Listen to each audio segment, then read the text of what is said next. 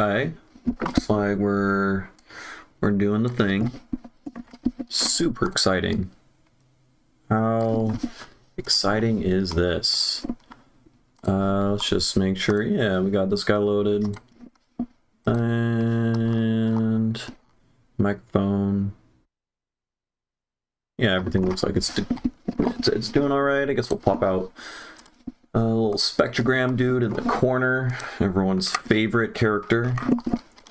You can be bigger for sure. Okay. All right. We're streaming. How cool is that? Wow.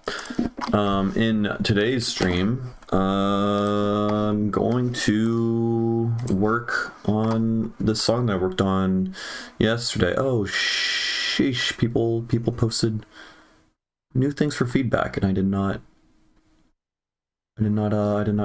get feedback yet. I'll do that later. Okay. Everyone. Why it's taking me so long to do this? Okay. Okay, all right. We're streaming. Super exciting. So what I'm gonna do here, last time I worked on the song, I basically completely deleted an entire like down tempo breakdown section. It sounded like this.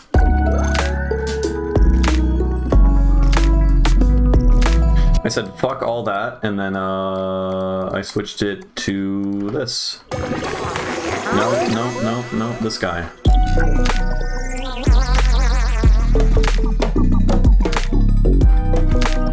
Oh man, alright, this is just terrible timing when I start streaming. I'm getting a phone call. I'll be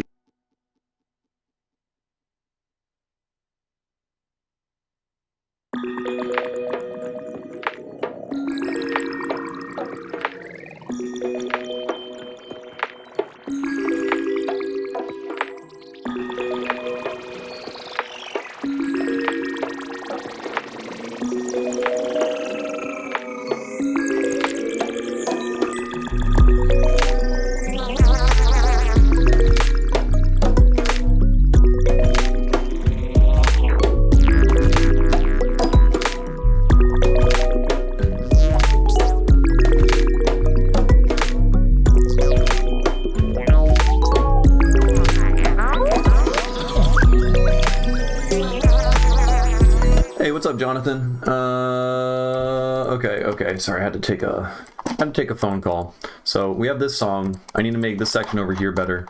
There's a few things I want to do. For one, I think our bug noise, the big old bug guy, the like mosquito sounding dude, he could be quieter here for sure. Actually, like, okay, we gotta peak.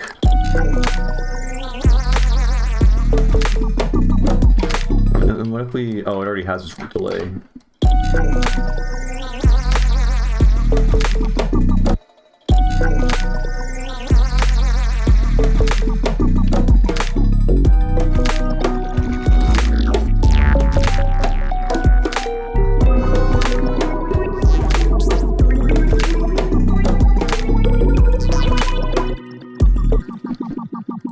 I feel like this guy needs like some like higher frequencies going on. Just in the background. Maybe we can... Erosion probably is gonna sound like shit. Honestly, that's not terrible. That doesn't sound too bad.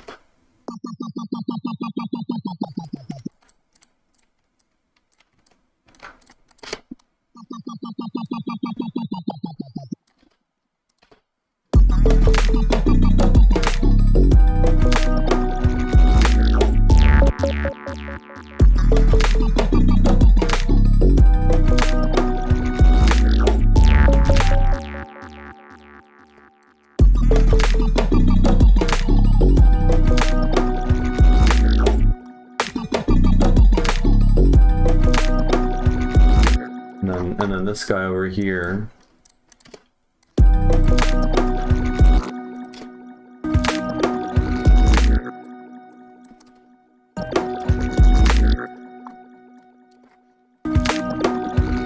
Bro, come on. Is it not coming from this? It isn't coming from this. Oh, I got trolled.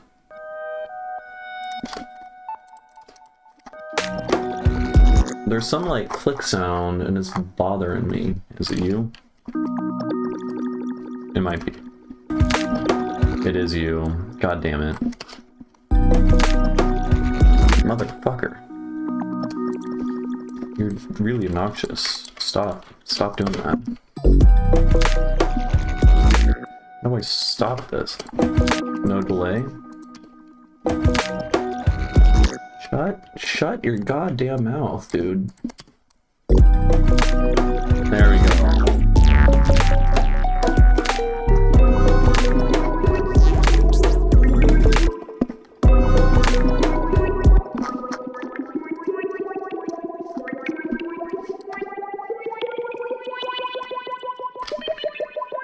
I really like that melody, but it needs to be like much more prominent than me. Is it always this fucking dude? Yeah, it is that guy, just the very ending bits.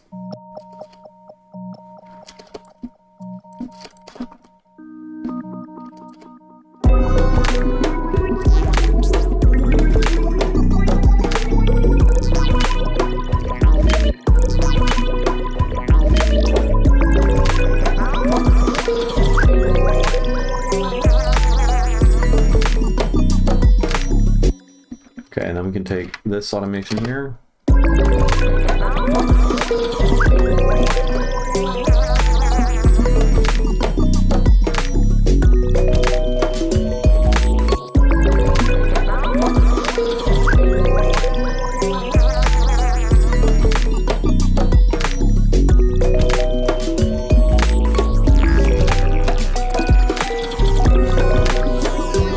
And then other thing I wanted to do, what was the scale that I played this melody in?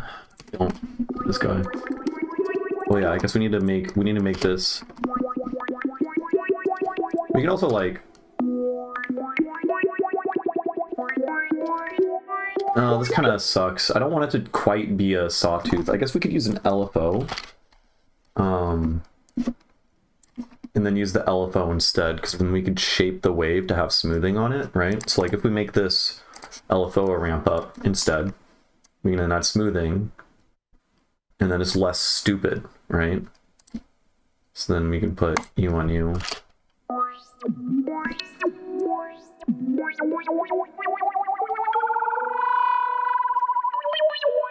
That's pretty cool, I think. So we just have to do a few things. We need to automate the reset button to turn off and on at the beginning of this so that this sounds the same every time, because we want to reset another wave. Less smoothing. And then we'll automate.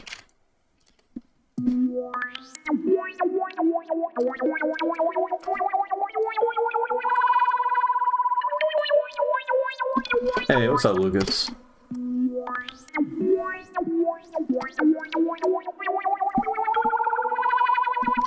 Yeah, this kind of, it's not that great using ramp up. Maybe we can be weird.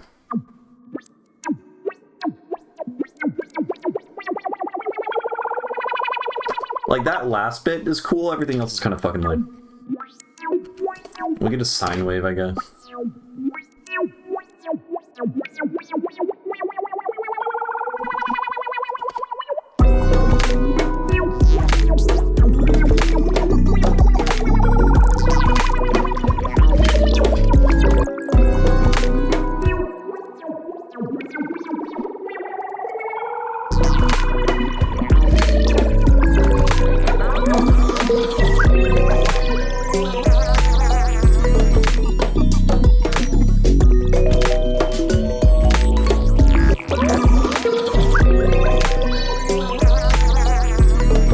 And that last bit kind of sucks.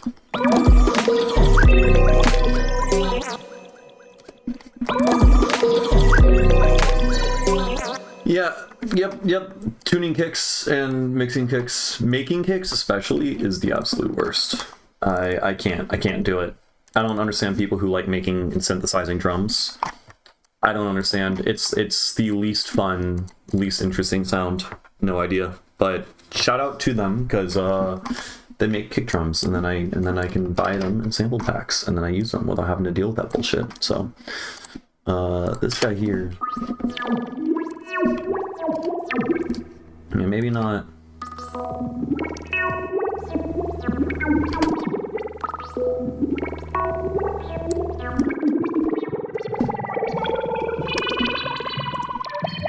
It's kind of weird, man.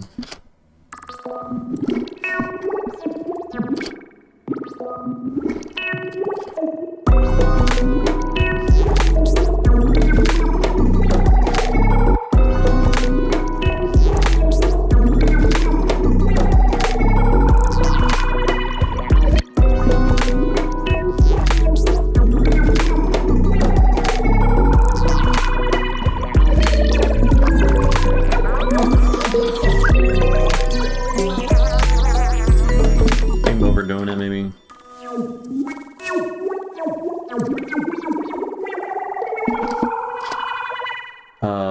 Envelope follower. I could also put the erosion before all the filters, right? Oh, you know, I didn't mean to put it on previously, but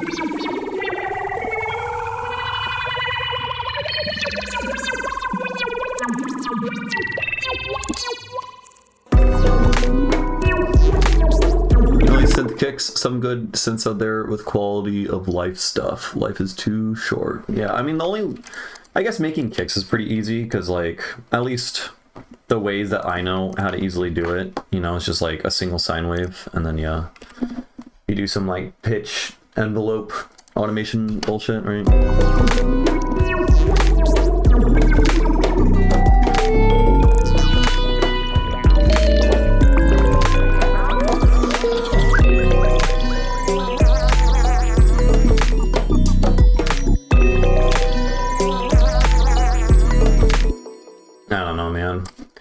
Maybe no filter.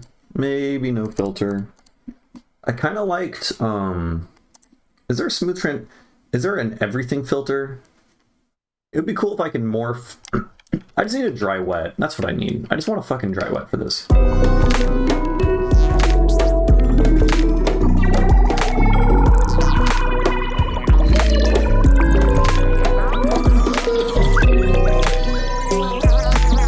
Like, there's something there.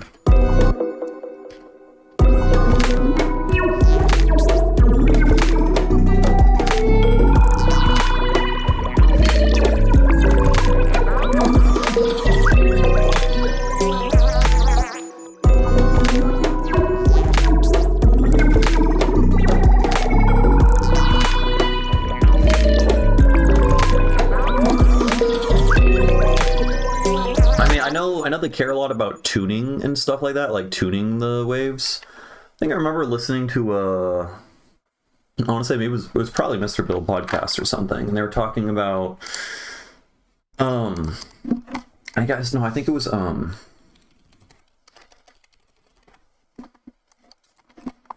it was about making psi like bass lines or something, where you like have a really low sub. Or like, I don't know, we'll just make it like this dude. Except, I guess, how do they do it? They do some stupid, wait, can I zoom in more? I have to set this on narrow. Alright. Right, it's something like that, right?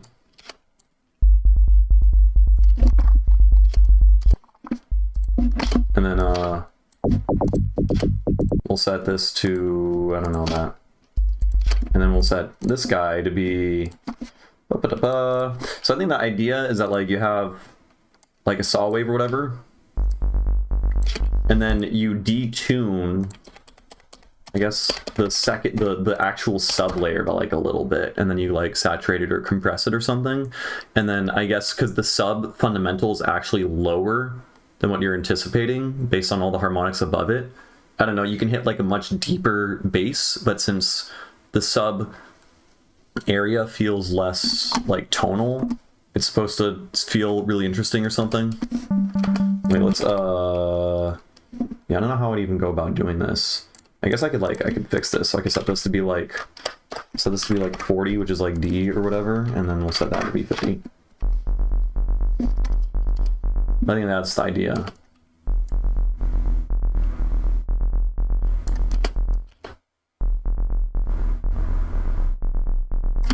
Some shit like that. I don't know. This isn't a good example really, but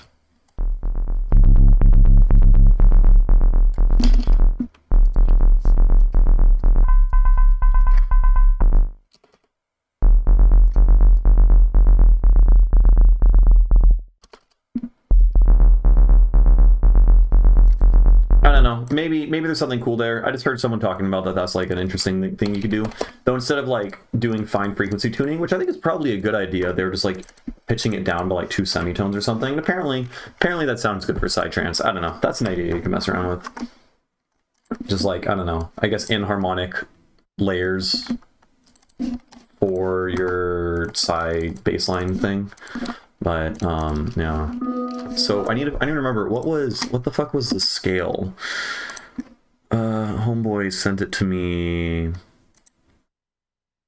It is, we got, oh wait, let's change this to be a better fucking, we'll go to favorites, whatever you are.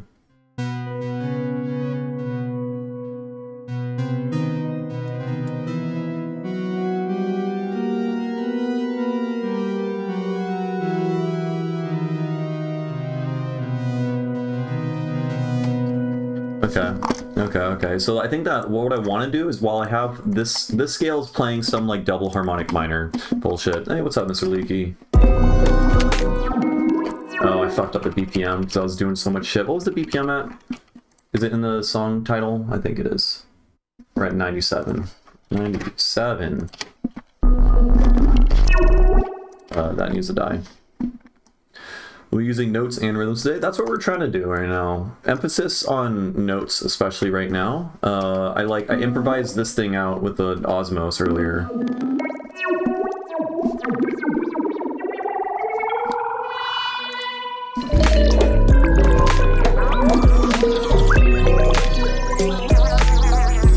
But now I want to change up some of the melody, I think. So like, for instance, we have fucking this, what are you?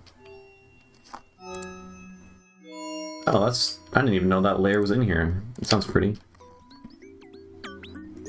So like, we have that, though I want to find the MIDI. I didn't know I bounced all that out. That's unfortunate. Where's the MIDI for all this shit? It's all this. So this guy, I want to change this to be in the right scale. So this is like essentially, I think we're in like B, we're in E major or B mixolydian. Destroying rivals, of course, if the rival is the song, because the song's been fucking me up for a while now. It's really annoying. So I think we got, yeah, augmented second over here. And then we got that, and then we got that, if I remember correctly, because we got...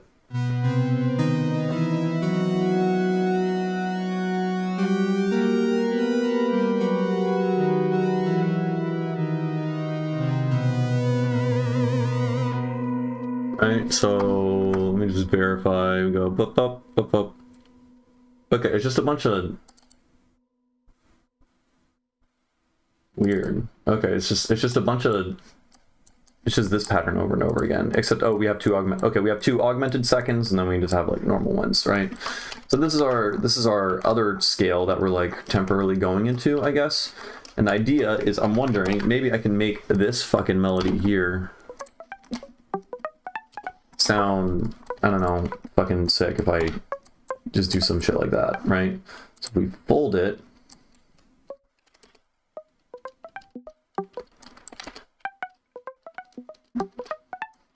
And then I guess we have like next to no notes that aren't in that scale actually, so this really doesn't change all that much. So that's kind of unfortunate.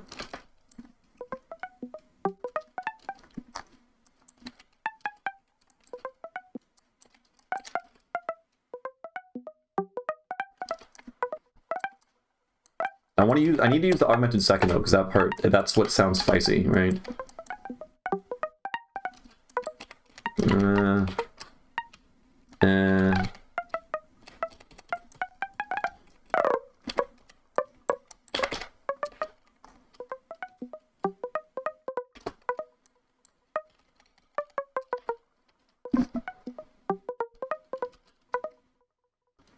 Wait, is it 3 notes in a row? Now I'm getting all confused. It is 3 notes in a row. Okay. Example, sending his rivals to hell with incredible and infinite competency. Yeah, we could say that. I don't know if my competency is like infinite. That's a lot. It's a big number, but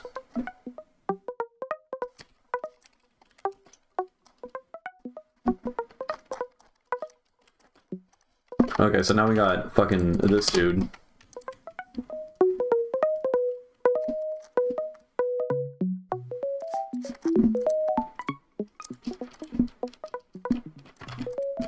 So like this guy, we go there. And then this part of the melody is also fucked with, so let's go back. Let's take our big old scale. Da, da, da, da. Highlight all this. We'll paste our scale back. Fold. Everything's in it, pretty much, except for that guy.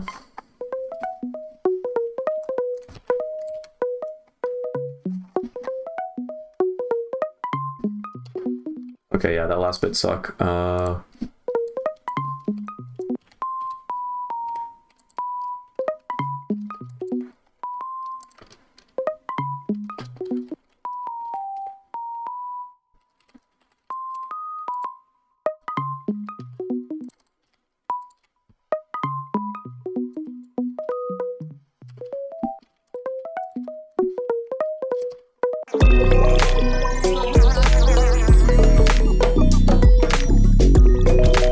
Okay, it's cool. No, only real issues. This fucking,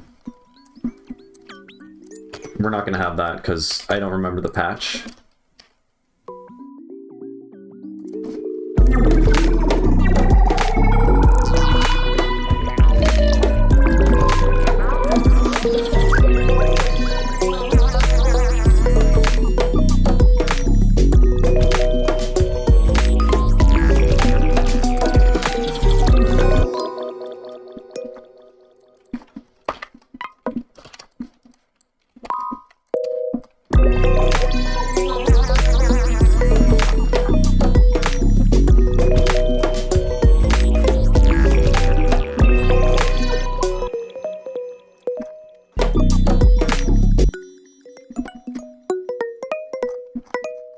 It's getting covered up, though, is the problem.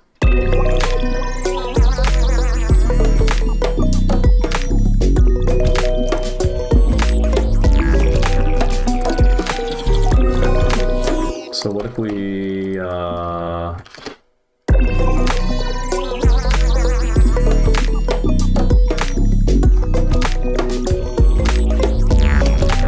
It's just too busy. It's just too fucking busy. We gotta remove stuff.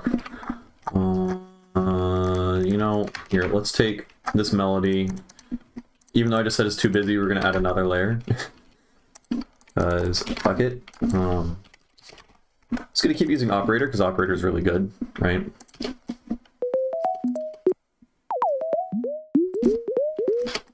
I think that's good. We all love pitch bending.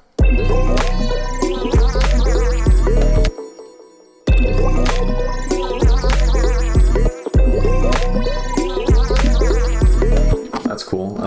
Except we can filter it in because I think it sounds better on the second half of that bar. So let's take a filter and we can go like bam.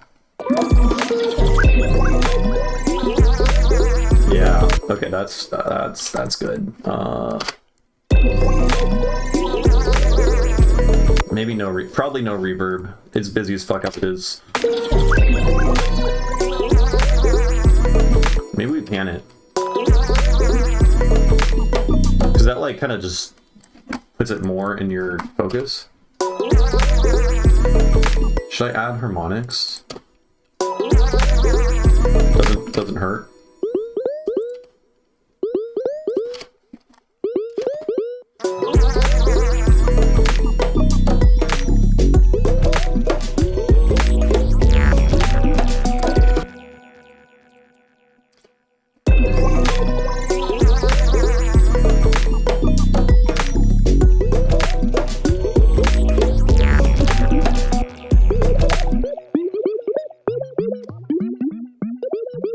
Kind of fire. Okay.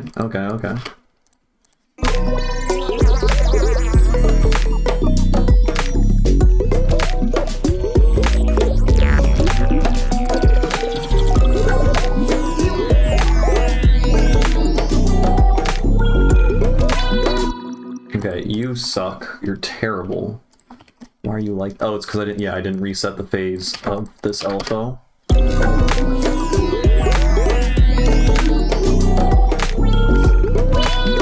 Okay, terrible. All fucking awful. Wait, let's just copy this guy over.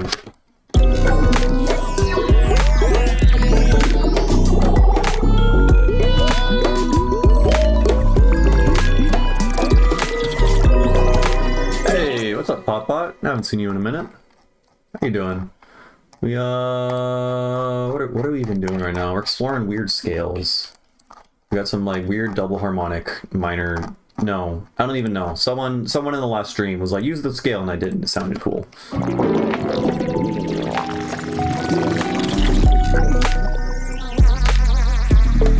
Oh, let's take the dotted quarter note delay sound. Where's that? We have some chord, and it's got a delay that is dotted. You could probably figure that out based on what I said. Yeah. Oh, it's because there's roars. Let's just use a utility to boost the volume on that, I think. Maybe we just boost the highs also.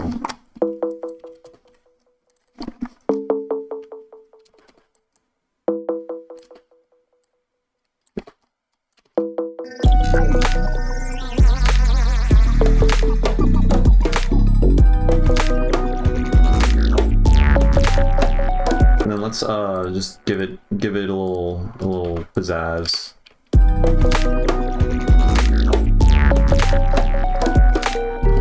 Now I should probably always be panning it, like, discreetly, you know?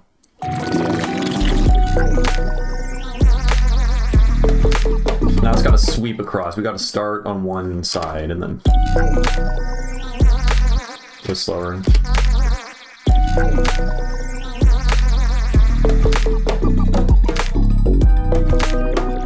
And then, because I'm lazy, let's just do that. 17 fucking slaps, dude. I 100% agree. Yeah, there's another song that I work on. I use it a lot. I use a lot of 17 and 22. And what else do I even use? Yeah, mostly just 17 and 22. I have one at 26. That's really good. I have a song at 7 EDO. 7 is like the first good one, I would argue. I guess 5 is also pretty good. But, yeah, 17 slaps is really good. If you've ever, I don't know if you probably have, but you should check out all of the Blackwood microtonal etudes. They're all very, very cool. And the 17 note one in particular fucking slaps. This is all written in like the 80s, I think. I don't know. It's all really good. But yeah, 17's great. I would say the only downside about 17 is its major third sucks. It has like a super major third. Like it's much worse even than 12, I think. But if I'm correct, it's like it's extremely like bright and high pitch. But you know, it can do its own thing, and it sounds consonant enough that you can write music that like doesn't feel unfamiliar to your layperson.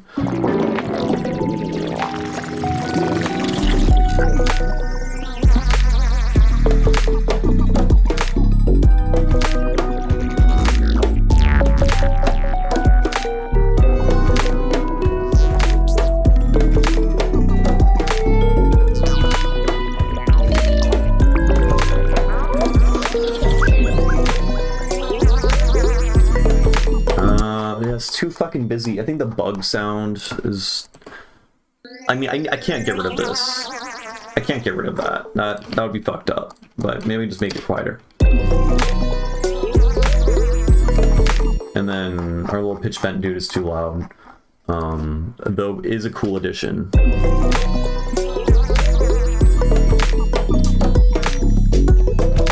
I don't know if you'll stick around or how long you will, but the next song I'll probably switch to in like 20 minutes is going to be a 17 EDO flip, I guess. I don't know. I took the MIDI from those songs and then made a breakbeat song out of it. So I don't know what like the legality is there about using the MIDI notes from a microtonal composition orchestrated by some dude in the 80s who's now dead. I don't know how that works, but it's a goodie.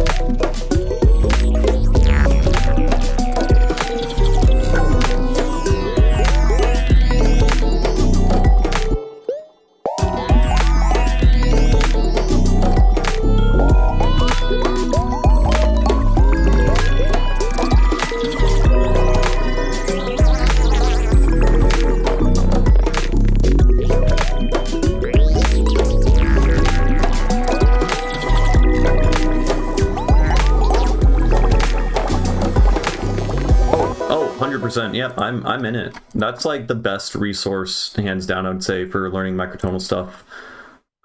It's pretty fun to like learn to navigate all the... There's like a bunch of little different, I guess, like factions you could argue about, like people who are like more into just intonation or people who are more into regular temperament theory. Or also, I don't know if you understand regular temperament theory at all, or like want to learn more about microtonal stuff from like a more mathematical perspective. I would highly recommend reading these first 2 chapters of this thing. It's pretty long, super interesting. It breaks everything down in terms of like linear algebra, but like it's very trivial that like even someone without like a math education could understand it. Everything past this point, I would argue, has next to nothing to do with music. It is more so mathematicians like masturbating over the concepts of tuning systems. But this shit here, I think, primes you perfectly for understanding most stuff on the wiki. Now, the wiki, like a lot of the stuff on the wiki is kind of like ununderstandable because people like to make up and invent new words. So like some people in the Discord server, for instance, are just dedicated to just inventing new words. Like they don't write music, they just really like coming up with new terms and just replacing things on the wiki. It's like extremely obnoxious, but yeah, to be able to like decipher anything or even understand which concepts you want to understand, you need to have some familiarity, I guess, because that's the problem. It's like you can study a thing for 30 minutes and then finally once you like realize what the thing is that you're trying to understand, you realize, oh, I don't give a shit about this. This is not a good concept. Masturbating. There, you just have a lisp when you say it. That's funny. Yeah, okay, wait, you said legality and experimental issue, music is usually not... Yeah, I've never really cared about it before. I don't make money from shit, so I'm not too concerned. At the worst, anything I've like... any song I've released that like has obviously copyrighted samples in it, I just make it so you can buy it for free, or just get it for free on Bandcamp. Again, I have no idea how that protects me or what it does, but... I don't think anyone's going to be coming after me, so I'm probably fine there. But yeah, no, this is all really good. It basically gives you like a full understanding of like the point of just intonation, and then I guess regular temperament theory is just the analyzing any temperament or tuning from the lens of approximations of JI intervals. So for instance, you know, the 7th note in 12-tone equal temperament, we call that 3/2. It isn't exactly 3/2, but we call it that. And so just from that framework, you can then build upon a bunch of shit and analyze different tunings and analyze like how quote unquote good or usable for certain purposes different tunings are. So for instance, 17-tone equal temperament tempers out a lot of the same commas or intervals that 12-tone does, which makes it super compatible with 12-tone music. You have a circle of fifths in there. You have a major scale or a diatonic scale, and then from that, like pretty much almost all natural rules of like Western harmony follows from that, and a bunch of other tunings have that as well, like 22 and 26 and 19 and all of that. And then some tunings don't have that, where they don't have a circle of fifths or whatever, where they like more so will have like multiple rings of fifths if you were to keep stacking fifths on top of each other. So I think like 15 EDO has 3 rings of 5, right? So 15 EDO is basically just 5 EDO offset 3 times, in the same way that 12 tone is 3 or 4 different diminished chords, or I guess it's 3 diminished chords. Yeah, 12 tone is 3 different diminished chords, which is 4 EDO offset, 3 times, stuff like that. It gives you it just a cool lens. At the end of the day, like it's just number theory. It's just like, okay, I have this number. How can I divide this number into other numbers? I have, like in 34 EDO. Like, not only do you think about that number, but also different the sub-interval numbers within it. So in 34, I think the perfect fifth is 18, or is it 16? No, it's 18. And what makes that cool is 18 is divisible by 3. So you have an interval, I can't remember what it is, it's like a neutral second or something, where you stack it 3 times and you get a perfect fifth. And so there's more interesting like harmonic relations and things you can do in terms of stacking different intervals and the qualia that they give you, because just different ways that you can analyze all these different intervals that you're approximating. So your octave is 34 notes, so that means you can do whatever. Your perfect fifth is 18 notes, that means you can do whatever with it, all that. When you worry about it's how it makes sense to do it with MIDI. Yeah. So you're kind of limited, depending on like what your resources are. I haven't personally written the few times I go over like 30 notes, it starts to become a real fucking annoyance with MIDI. I mean, you can still just like use multiple different channels and then like pitch another MIDI thing down and up an octave or whatever. But like, yeah, if you wanted to write something 53 notes per octave, just intervals. In JI, I haven't really written anything good at all in JI. I mostly just stick to EDOs because I find that like easier and I'm just more interested in it in general. But I know here, do I have Ableton tuning files? If you go to tunings here, so if you use Scala, is it Scala? Or no, Tuning Workshop, right? Savish's Tuning Workshop. God damn it. Scale Workshop, not tuning. You can create your thing, you can create your scale, you can create a JI scale, so you can have, 1/1, you can have your octave, your 2/1, right? And then you have a bunch of intervals between it, your 3/2, you can have your like 8/5 if you want, whatever, 13/8 if you want your 7th harmonics, because 7 is pretty fucking cool. You can have your 13/7. I don't think I'm even stacking these appropriately, like some are going to be bigger and smaller or whatever. I don't know, let's get 33/27. Fuck it. Okay. That isn't ordered well. And then you can get where Ableton scale. So wait. You use Bitwig, don't you?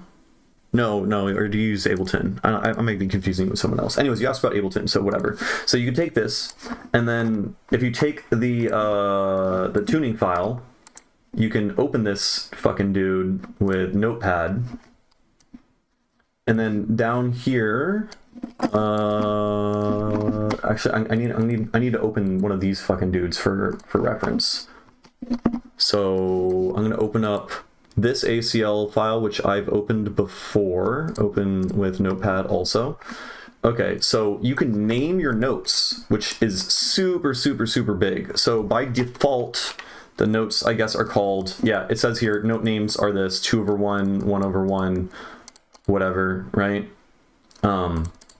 So you can, basically, when you drag this dude in your Ableton, the intervals are going to be labeled. So if you're doing something in like a different tuning or whatever, like in 26, I guess this isn't the one that I use, but you could change it to be C, C sharp, C double sharp, D flat, D double flat or whatever, and then you could keep going through and you could label all of them, and then when they're all labeled, it's so much easier to write in. So Ableton 12 was huge for this. So like, yeah, if I bring in 22 EDO, open up a MIDI thing, Look at this. Look at this. We got numbers or letters and numbers. Huge, massive.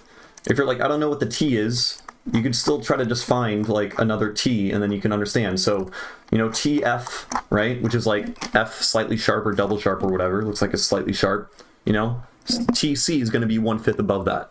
So it's huge for understanding just how to write stuff, just because you have at least a basic understanding of different intervals. Now, this particular labeling system of, you know, using letters A through G or whatever only works for things that are diatonically compatible. So anything that's diatonically compatible is going to be something where you can take 5 large steps and 2 small steps. Large is of, you know, some number and 2 is of some other number. So 5x plus 2y, where your x is larger than your y, equals that number. So in 12 tone, 5 times 2 is 10, plus 2 times 1 is 12, right? In 17, you have your 5 times 3 is 15, plus 2 times 1 is, you know, 2. You add that, you get 17. So, that means your large steps are going to be of size 3 and your small steps are going to be of size 1, which means your diatonic scale, the whole steps to half step ratio is a 3-to-1 ratio. You get different ratios for different tunings, and that changes the feeling of all of them. The closer and closer that they get together, you know, like some of them have like a 4:5 ratio, so they're really similar, but not quite. It approaches and gets closer and closer to 1-to-1, which is 7 notes per octave or 7 EDO, or 14 EDO, or 21 EDO, because they're all the same, right? And then the other way around is that if you keep increasing the ratio, your larger steps keep getting much, much, much larger than your small steps, then eventually the small steps shrink into nothing and it turns into 5 EDO, because your 5 largest steps, you know, they get so fucking big. And then you can also think about it in terms of what happens if they go less than 1-to-1, which means that you get the anti-diatonic scale, where your small steps are larger than your large steps, and so does inverts. And so you have 2 large steps and 5 small steps, basically. And there's a whole other theory and shit along with that, so you can just go ZenWiki, anti-diatonic, I'll do MOS. Or you can do 5S2L. I fucked up. Come on. Goddamn. There's too many things. 5, or we'll do 2L5S. There we go. You have to format it like this. And then you can read about it. So this is moment of symmetries are like different types of scales and frameworks of framing everything as large steps and small steps. Super, super useful for finding interesting scales that have interesting harmonic properties. When you use a moment of symmetry, you're basically building a scale based out of some structure. So if you take, like, for instance, the diatonic scale is a moment of symmetry built out of fifths. So if you keep stacking a fifth on top of itself over and over again, there's like, basically you keep stacking an interval, and then once your scale meets a certain criteria, then it's called a moment of symmetry. So that criteria is basically, there's going to only be 2 different types of two different size intervals, right? So you keep stacking a fifth, eventually you're going to reach a size which is the 5 large 2 small, where there's only large and small steps, and then you could call that a moment of symmetry. And it's super useful in that every single size interval of, like, you know, seconds or thirds, there's always going to be 2 either major or minor thirds, or major or minor seconds. And your perfect interval, or the generator, which is the fifth, every single note will have that generator in it, with the exception of the very last one. So if you make, you know, a diatonic scale, you're guaranteed every note has a perfect fifth, which means it's super useful because perfect fifths are great intervals. They're, you know, they're like foundational, with the exception of the very last one, which works as a leading tone, which is also useful. So if you use, like, let's say use a sub-minor third as your generator, you're crafting and building a scale such that every single note has a sub-minor third above it. And then you can make it so that, like, let's say you want to use a sub-minor third that when you stack it 3 times creates a perfect fifth, and then you create that whole scale. Almost every note is by proxy also going to have a perfect fifth, because it's made out of sub-minor thirds, which are components of perfect fifths. It's cool. There's so much to it. Anyways, if you use an anti-diatonic scale, then your fifth is going to suck, if I remember correctly. just like inherently, because like 7 EDO has yeah, thank you, I appreciate that, because I've been trying to think about how to like structure microtonal theory. Learning it fucking sucks for the most part, and I'm trying to think about how to like structure like a, I don't know, crash course 0 to hero microtonal thing. But so that's good to hear. 7 EDO, their perfect fifth I think is 680 cents, something like that. And so if you're using a perfect fifth generator that's less than 680 cents, or whatever 4 divided by 7 is in terms of cents, because 4 is the perfect fifth. I need to stop rambling about specific number sizes, but if you use any generator that's smaller than that approximates your fifth, then you're going to get an anti-diatonic scale. If you use any generator that's larger than that, above 680 cents, then you're going to get a diatonic scale. So like for instance, I think 22 EDO is that I think this is super sharp. Yeah. So your fifth is 709 cents. Now the just perfect fifth, the actual 3/2 ratio is 702 cents. So this is 7 cents sharp of the perfect fifth, which creates a totally different qualia and like timbre and feeling for chords in general, triads and everything, because you now have a sharper perfect fifth than a flatter one, right? Because we're so used to hearing a flatter one.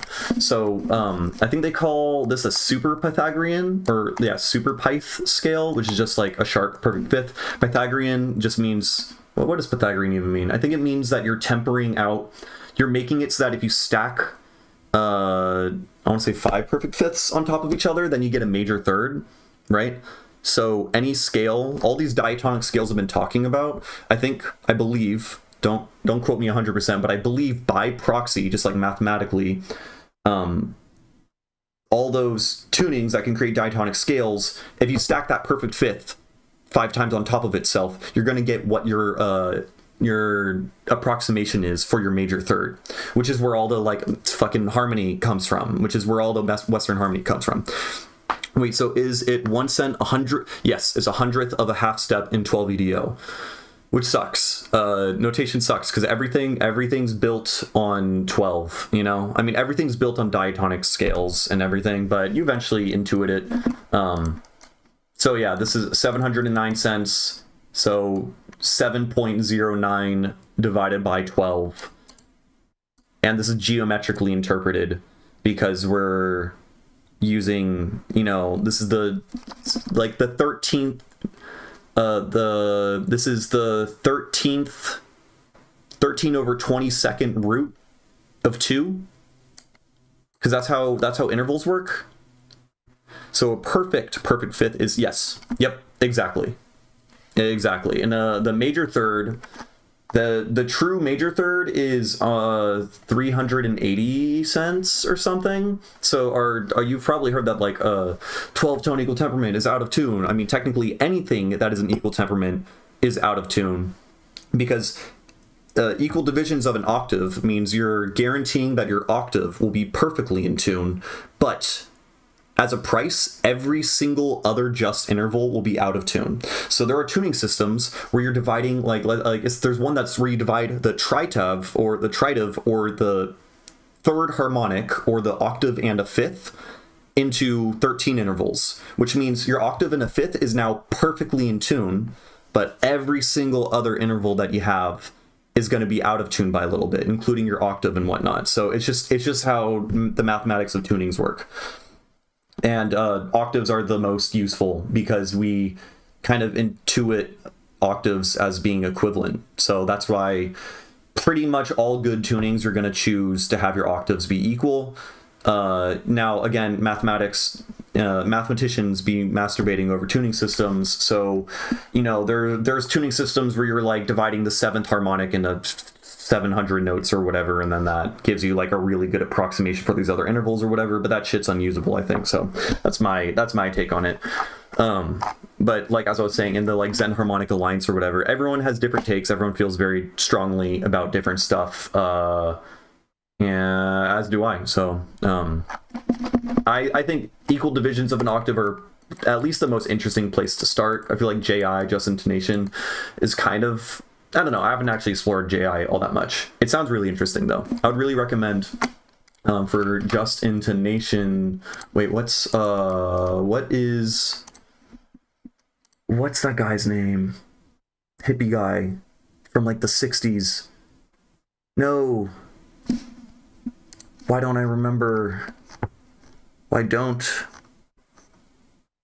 My brain, no. It's so good. It's so good. I need to find it. Terry Riley. Yeah. Terry Riley, fucking amazing. Super, super good. I would highly recommend specifically this EP here. Honestly, this song here, Celestial Valley, very, very good. Hey, what's up, Zenpilled? I'm ranting. I'm ranting about microtonal shit. Also, Zenpilled, he live streams pretty much every single night, and we talk and rant about microtonal theory back and forth in the chat, and he plays like the Lynchstrument and stuff. Anyways, this is all in Just Intonation, so every single interval is tuned perfectly, such that, like, you know, so you know how, like, if you're playing a note and an octave, or a note and a perfect fifth above it, right? You're playing something against a 3/2 ratio, which means that you're playing, God, my brain, I've been ranting so much. It means that, like, you're playing a note, and then you're playing the second and third harmonic of some fundamental, basically, right? Because you're playing something against a perfect fifth, it's playing a 3/2 ratio, that's the second and third harmonic. So if you play sine waves, 2 sine waves at a 3/2 ratio, and then you play the 2/2 ratio, you're playing the second, third, and fourth harmonic, and then you play, you know, like 2 octaves in a fifth, or 2 octaves in a major third, that's the 5/4 ratio, but 2 octaves up is times 4, so you get the fifth harmonic, right? So you can create the harmonic series. Just Intonation is all about that. So he's playing these, when he plays these like really complex chords, he ends up really just creating the harmonic series of some invisible, really deep fundamental, right? And then so you start hearing this like really grid-like beating. It's fucking sick. I don't know if he does it right here, but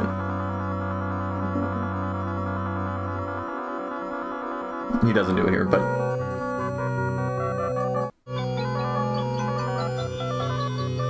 like you can hear it there. It's like, it's so gridlocked.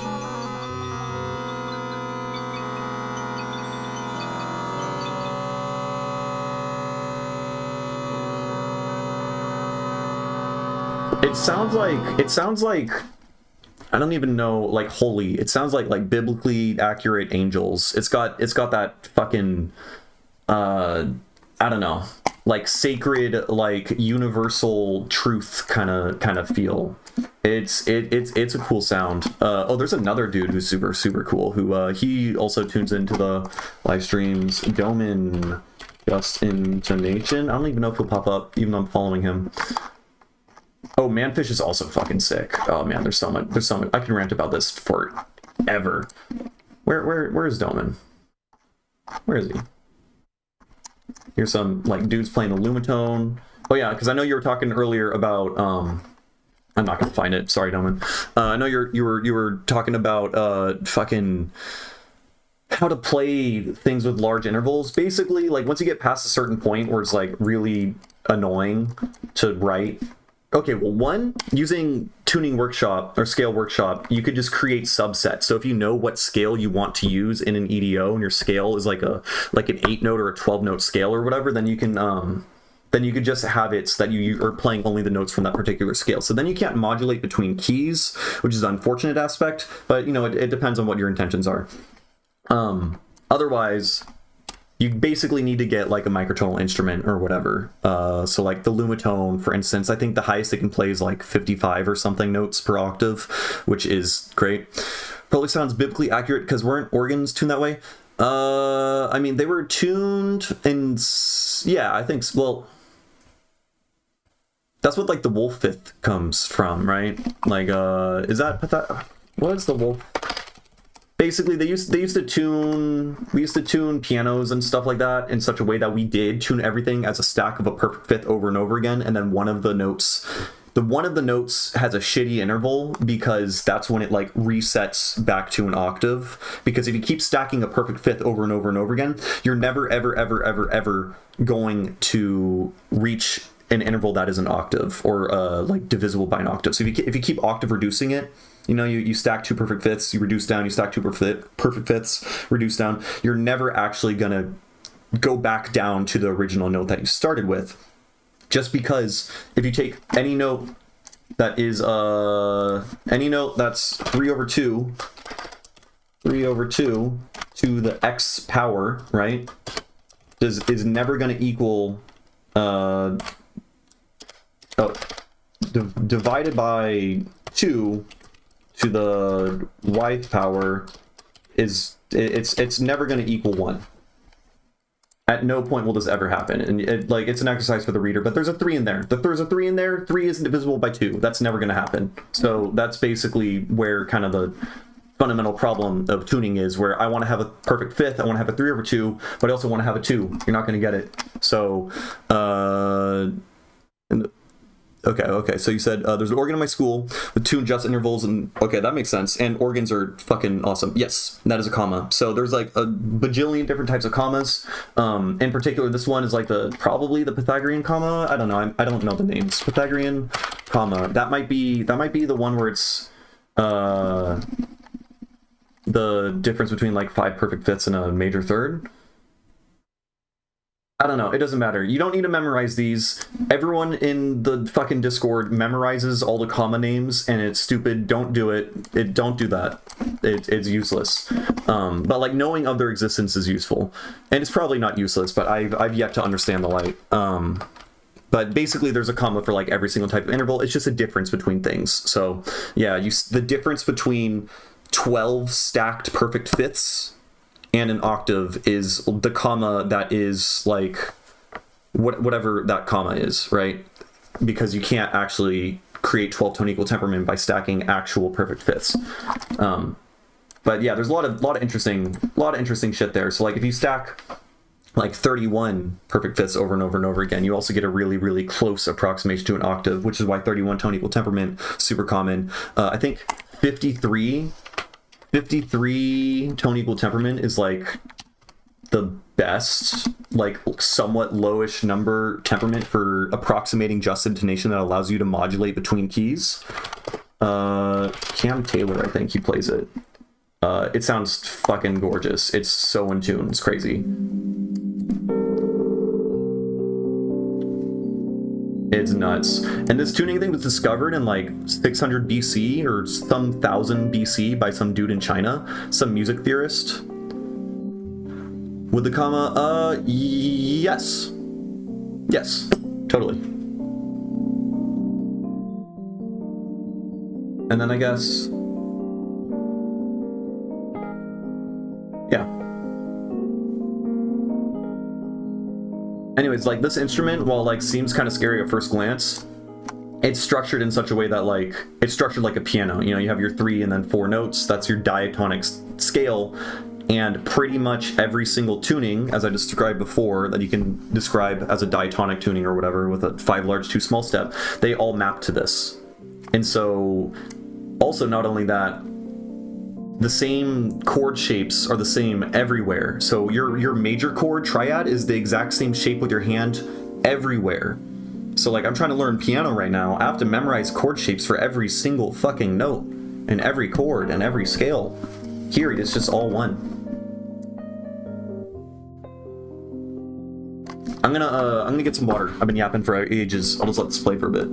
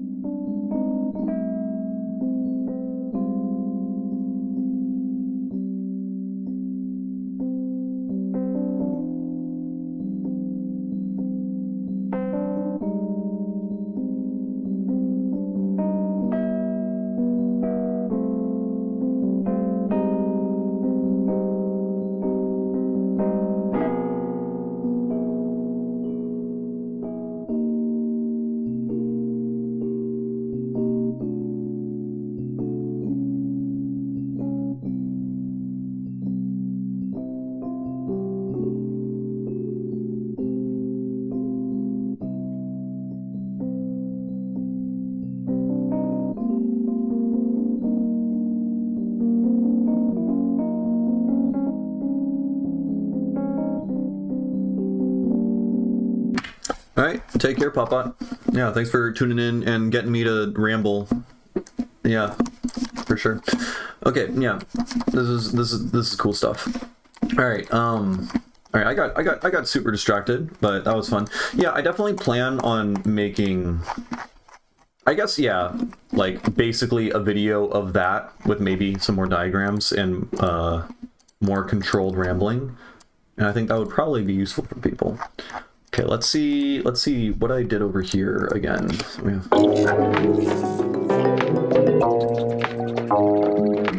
The fuck is that? Why do you sound like that? What is playing that sound?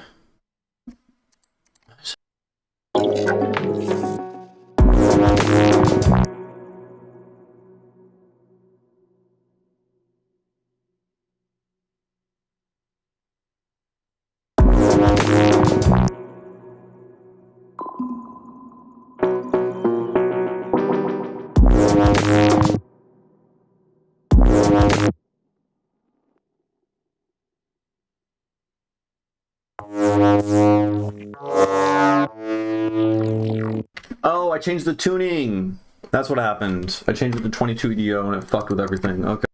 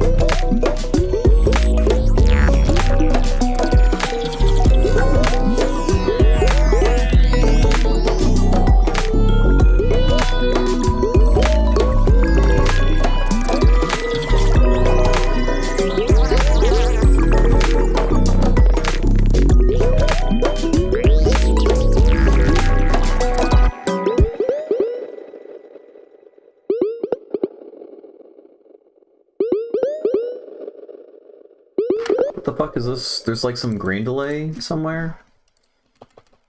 Oh, what's going on? Oh, is this guy?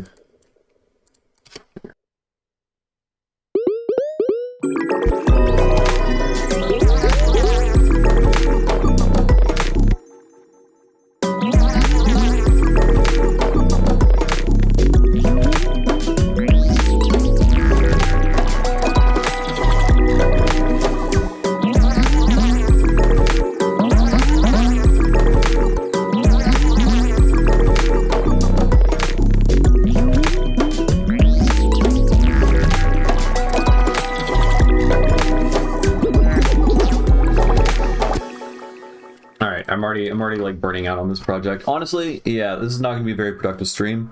This is why you shouldn't drink alcohol, kids. It is no good. No good. It's been 2 days. I still feel like shit. And I didn't even drink like all that much. You know what? I don't know if Zenpilled is still here, but I'm going to do it anyways. They sent me a song that I offered to master for them, so we'll see how I can do. We'll see what I can do to it, and then I'll explain, I guess, my my process for how I'm approaching it. Or maybe the song isn't even ready for mastering. I don't know. We'll see. But it should be fun. Hopefully, it will be informative. So download this file. This is what the song sounds like.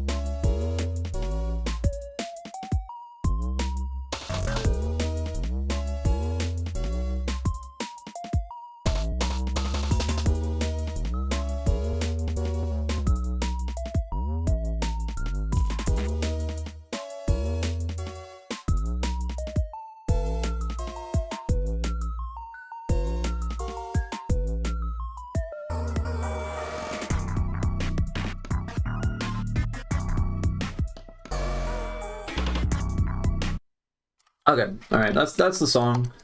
It's sounding pretty good. I think there's like overall it's fine enough. I think there's like little tweaks I would probably do with like, I don't know, compression or like slight gain adjustments on some like random elements, but hopefully we can address most of that. So we're mastering this dude, right? So we're gonna have this be kind of loud. We're gonna put Boolean loudness meter at the end of our thing. I'm gonna use Ozone 8 as my limiter. Which that should be fun. I guess I should put this all in the master. Technically, it doesn't fucking matter. I'm just gonna keep it on the end of this chain. And then here we'll take a utility, and EQ 8, so we can look at the thing beforehand and maybe do some EQ. And we'll take a spectrum so we can look at the sub. I like to use a spectrum and I'll set the range from like 0 to -12 or whatever. Something like that, and then you can look at the sub, right? So we have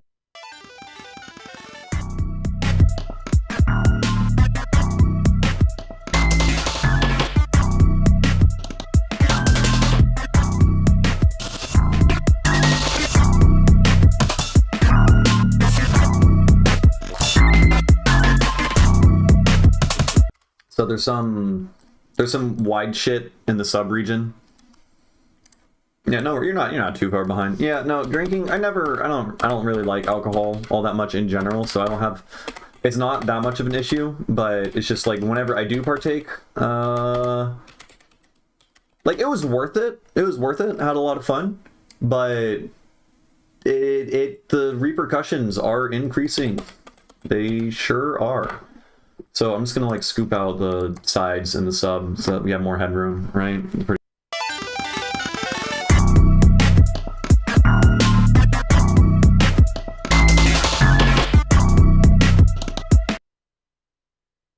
I mean, honestly, it's already like sounding pretty fucking good, I think. I might not have to do all that much.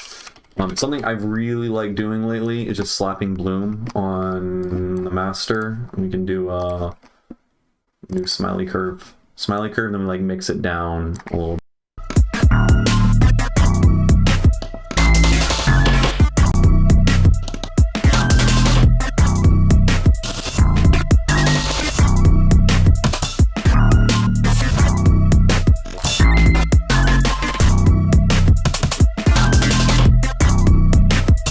The sub feels like one of the harmonics is like a little bit too resonant, I want to say. I think maybe we can like do some itty bitty tiny little gain adjustment thing. We can adjust bloom maybe.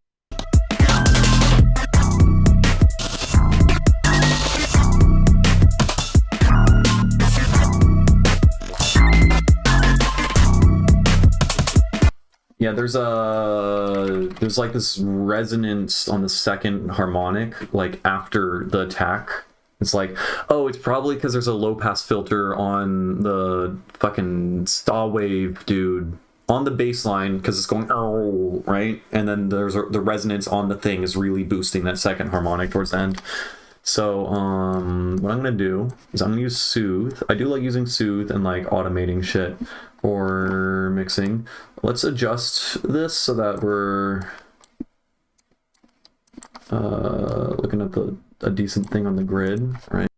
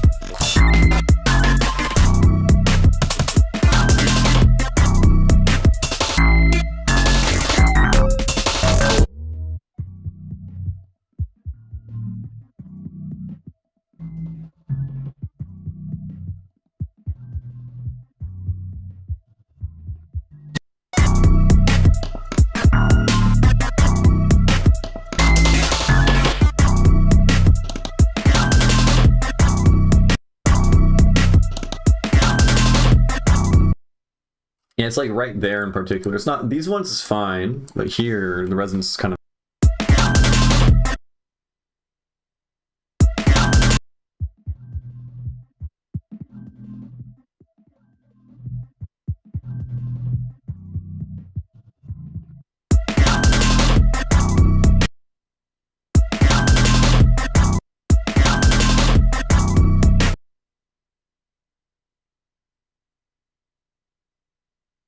Like, I straight up might just go through the song and just like do that, where it's like really, really apparent.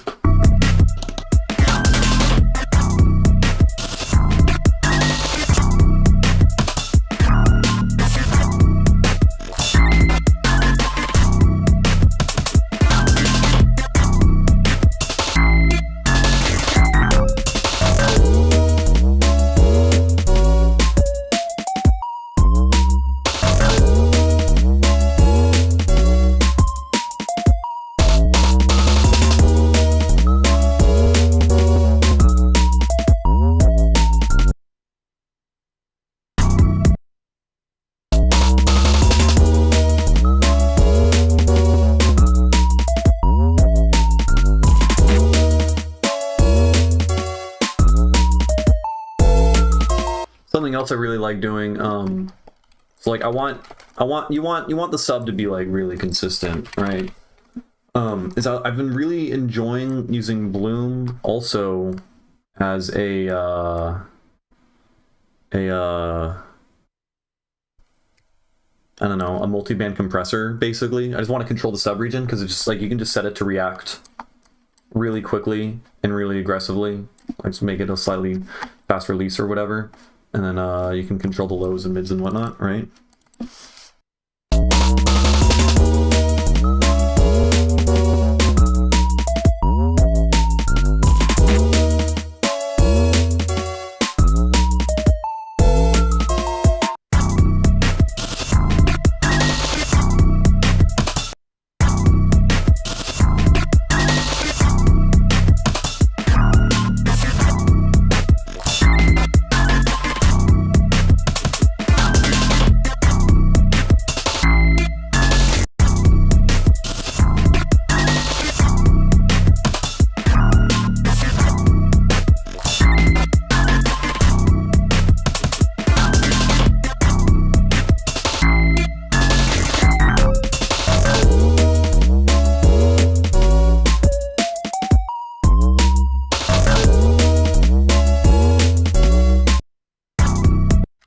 is it not reacting over here? Fuck.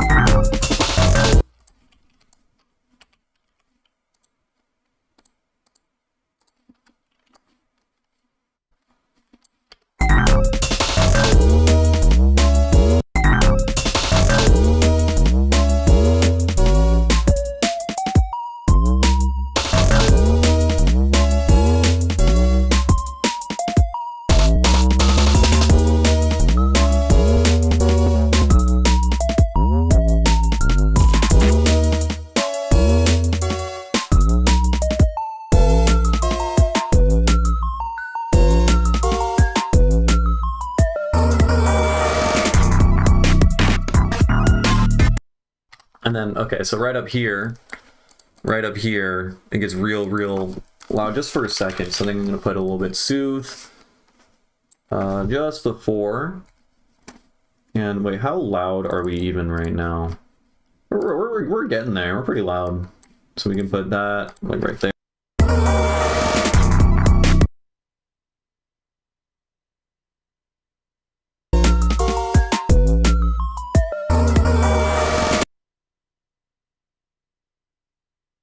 I need to start like labeling shit. Where's the, can I not rename? Oh, you can't, huh? You can't rename VSTs. The more you know. I mean, you can put them in groups and stuff like that. I'll put you in a group. Yeah.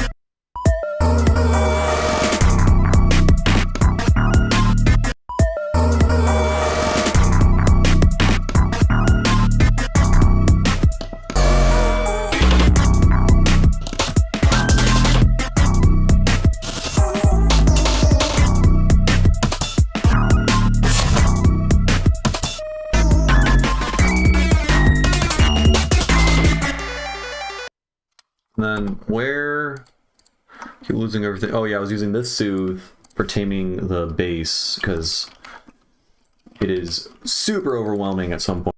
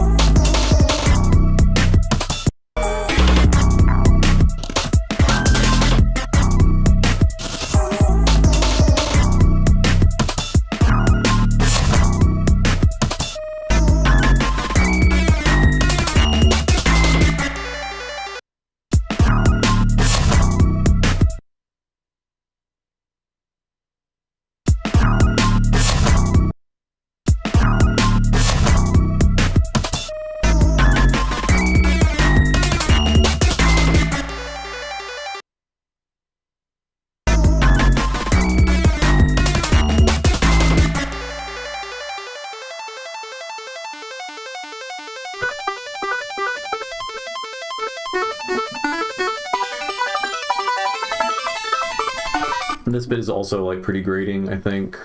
This could use a more gentle soothe. We're using a shit ton of soothe here. Something like that with some selectivity and sharpness up. And then we can make it unbalanced because it's super wide already, maybe?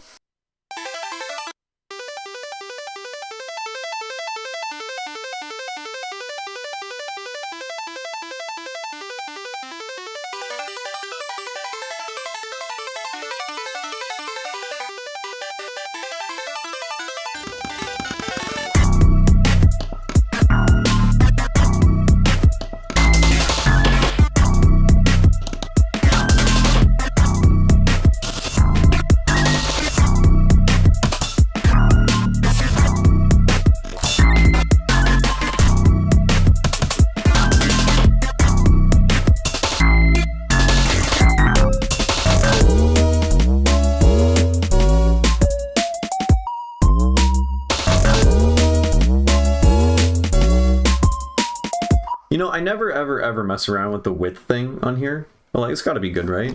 Like, there's no way that I don't even know what it does. Can this cause phase issues? That'd be stupid. This is a mastering tool, right? What did it say? Okay, yeah, but like, what is the stereo effect? Let's find out. Ozone 8 imager stereo effect. By adjusting the mount control in conjunction with width sliders, it's completely monocompatible. Why don't I ever use this then? I should probably use this more than just like wider every single time. It's probably getting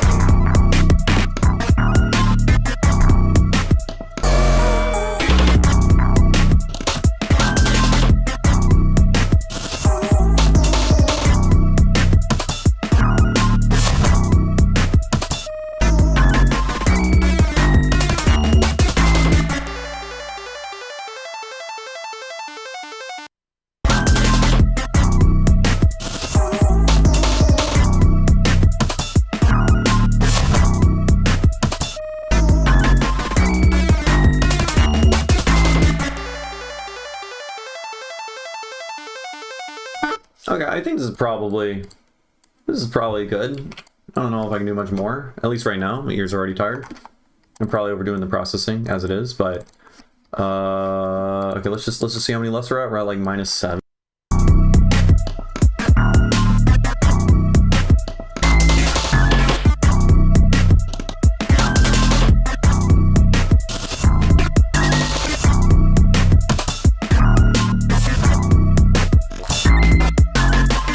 Yeah, I would say I think the biggest problem with this mix here is probably the sub consistency. Like, it doesn't sound like there's a dedicated sub, you know? Like, I think it would be better if there was a dedicated single sine wave oscillator sub bass underneath this thing, and then whatever the baseline thing is being high pass, because there's this like filter movement on it that was like making the very first fundamental super unstable, and it's like really resonating the second one or third one.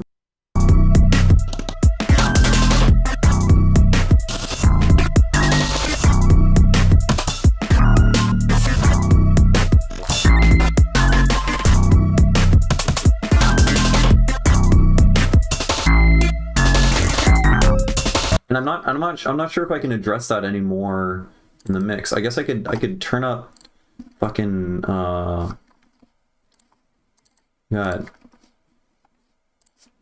What would I use? It was the oh man, I need a label. I have so many like soothes and shit open, it's ridiculous.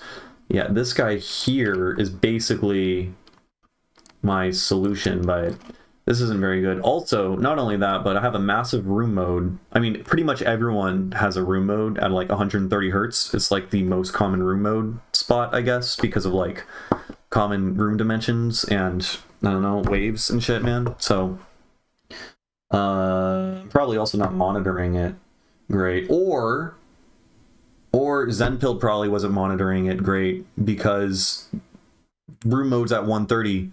So it could be that he's got a room mode that's like lowering it a shit ton, and then maybe in my room is like boosting it a shit ton, and then I'm getting like double whammied effect or something. Who knows? But I mean, it's interesting. It's interesting to know that this fucking resonance is at that spot, so it's probably a room thing. I find that interesting.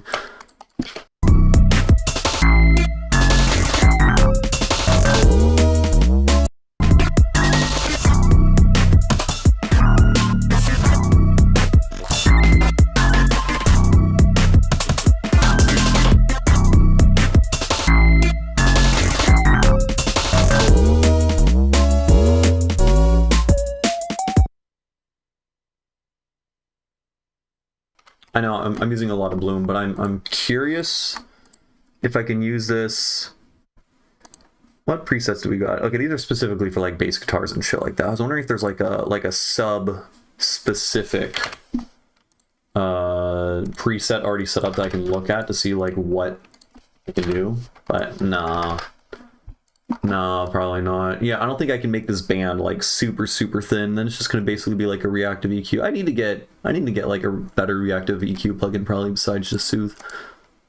But yeah, here, let's get one more EQ.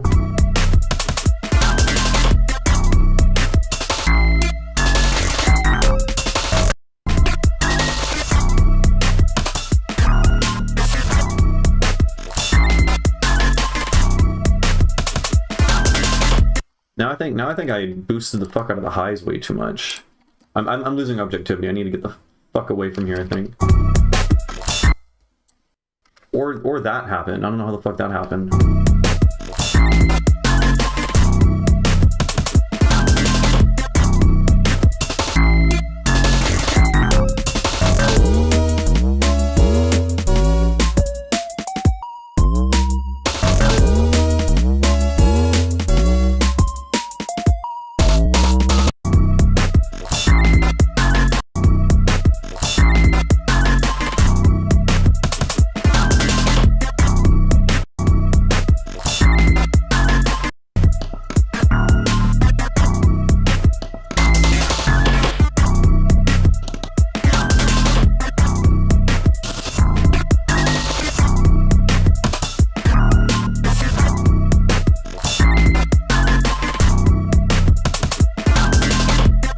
Okay, I think I'm losing objectivity a little bit, but yeah, I think overall the sub bass is like weirdly inconsistent. It has a really high resonance, like that 130 hertz area. It gets bunched up there, so maybe there's like other material that's like fucking with that. I don't want to say this as a. I should say this is a live set because I might revisit this if he makes changes or something. And I think kick could be louder. Can't really get the kick that much louder in the mix, I think, without like super over compressing the sub. But I don't want to do that. Yeah, kick definitely. I think kick being louder would probably make it better if I was to get another iteration of this. So we can play that, and then here, let's export this master. I'll send him over to him, and then we'll move on to something else. Yeah. We'll just save it to there. All right, mastered a song. Probably gonna be better. I think I spent too long on it because I started kind of like second guessing everything and making more tweaks. Because that is also a thing. I feel like it's kind of the goal to like do it quickly, you know. But yeah, I don't know. No, I don't really know. Well.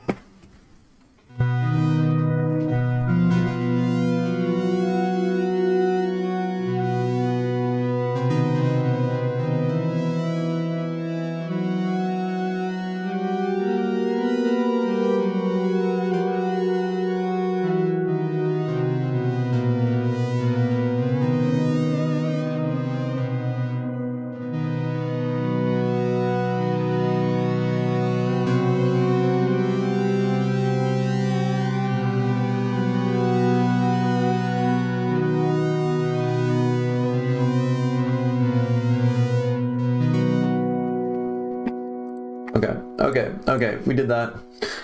We done did it. Kind of want to go back to that guy again, but I just worked on it for a bit. So maybe something. Oh, I know I want to make mixing changes to this song. There's a lot of bits that are like much too bright. Much too bright. Yeah. Yeah, I should probably get like Pro Q4 just for like very specific surgical. Well, I don't know, because I'm using Bloom and Soothe for like really surgical frequency-based shit when doing like masters and stuff.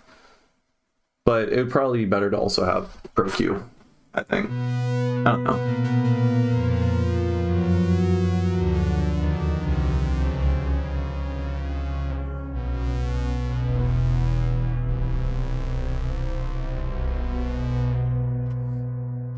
What else we got?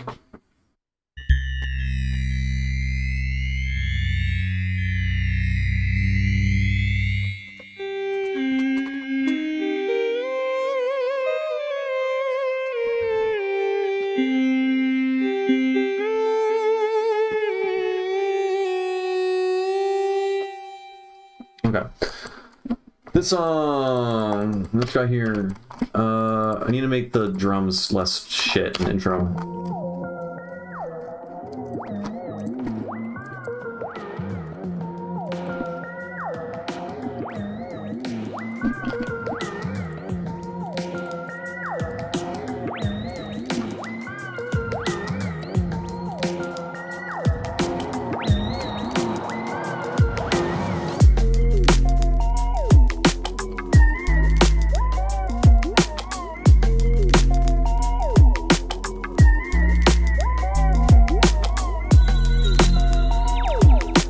Outside source, yeah, you could probably do that with Soothe also, right? I'm sure you could do that with Soothe. Like, I'm wondering what can you do with it? You can't do it with Soothe, but I mean, I know it would use a lot less CPU than Soothe. That's for fucking sure. And I mean, everyone swears by it, so.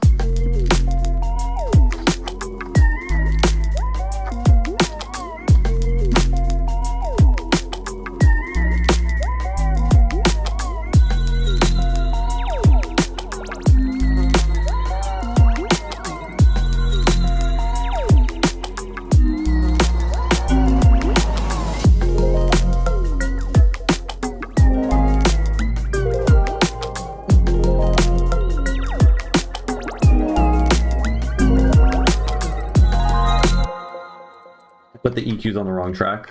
Classic. He's supposed to go here. That's hilarious.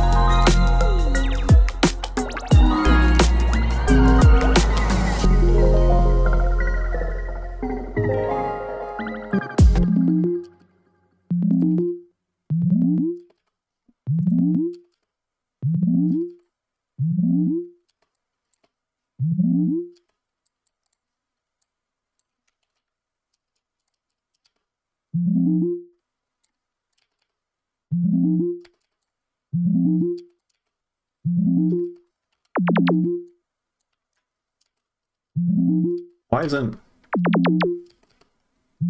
Oh, it's because it's coming from below, so I guess there's like a limit of how much it can come from below.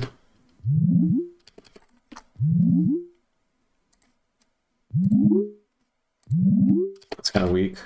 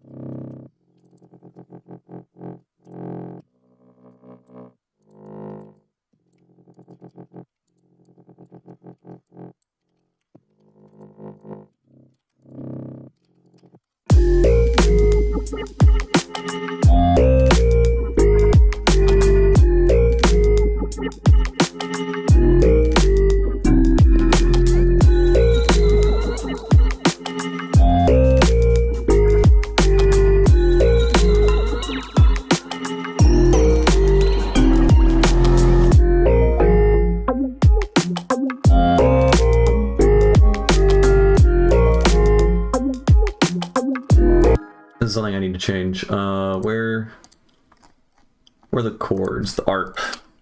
U. Yeah, there's too much sidechain, so it needs to be louder in general. And then also needs to be quieter overall.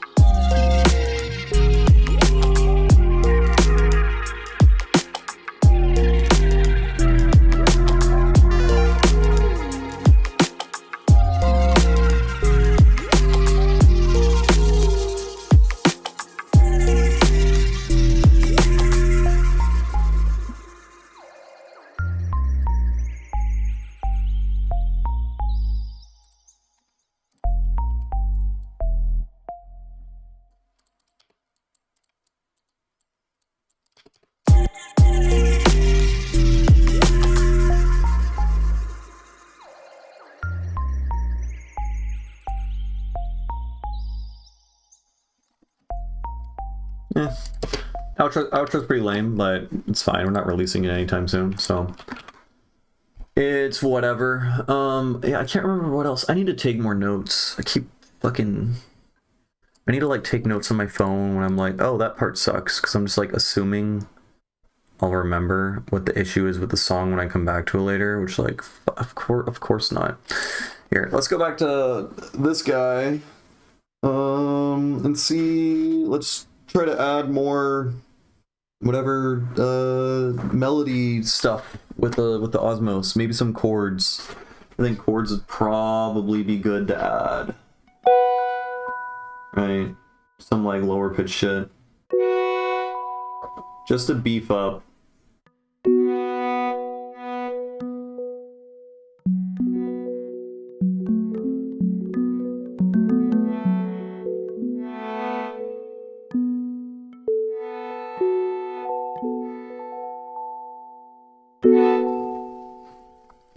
That's like get like a nice dominant 7th thing with like a really low fundamental note, and then we can have that be, I don't know, just like some nice textural chord that we can play on the downbeat every section or so.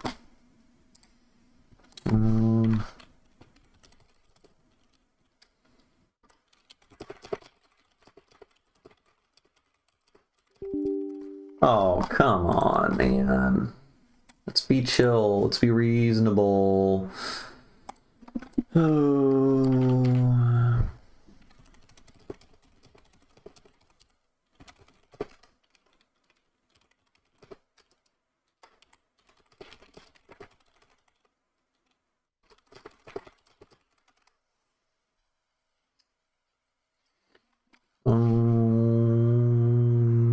Okay. Well, what do? We need to set up the camera while this loads. We can, come on. Yeah, I know. Stop crashing. Stop it. Here, we got fucking...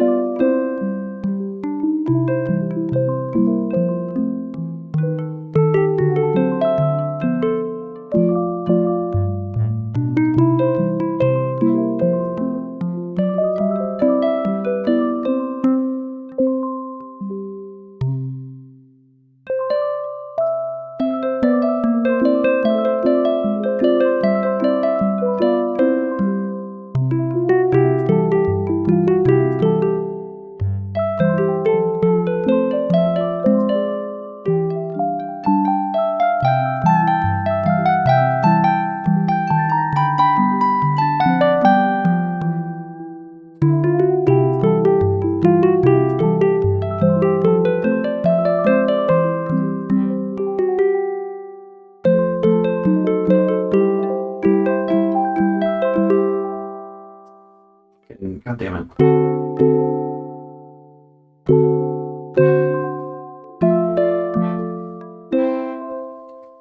We done did it. How exciting. Okay. Nope, wrong camera. Wrong camera. Okay. Alright, we got the project loaded. How exciting. Super cool. Let's just play it from here.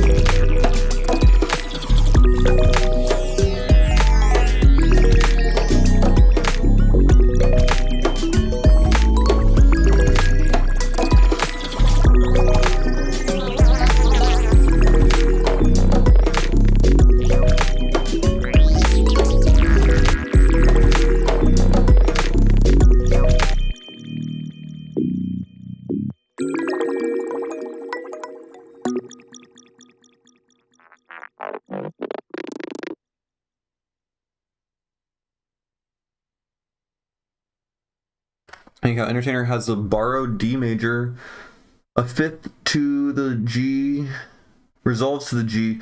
Yeah, I think almost every time there's a like a black note or whatever, it's usually playing like a dominant seventh chord and then always jumps a fifth away. Like it's always doing the 5-1 thing, but like a temporary, I don't know the word, like a temporary key change 5-1 shenanigan, something like that. It's really interesting, like when you actually start to see the patterns, it's pretty fucking cool.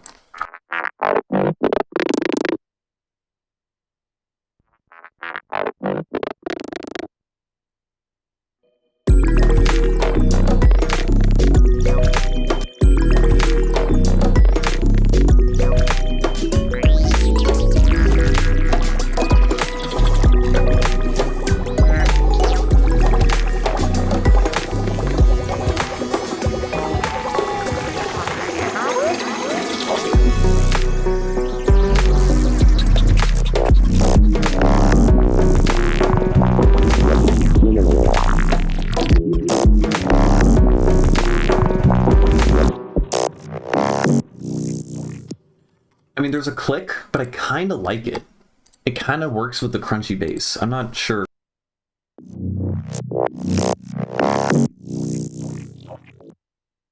Like that's kind of weird, but I don't know. Didn't I manually like automate out kicks with a fucking utility? I did. No?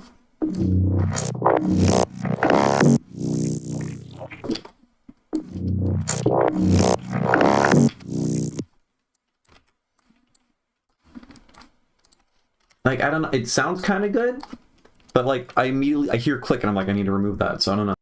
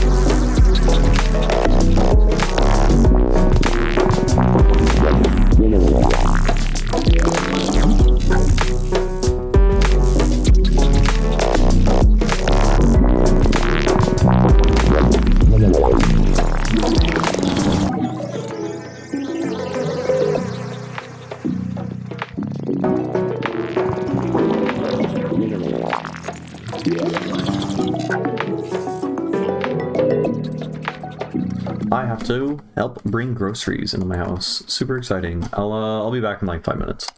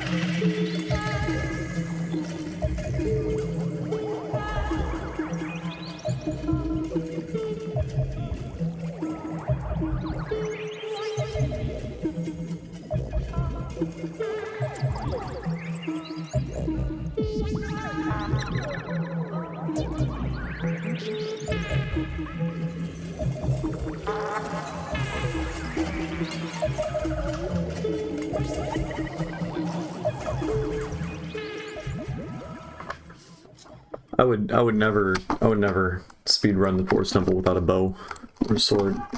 You're crazy.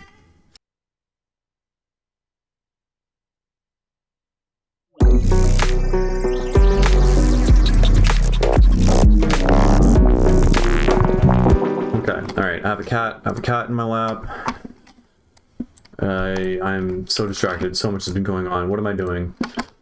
I want to record more stuff for this section here.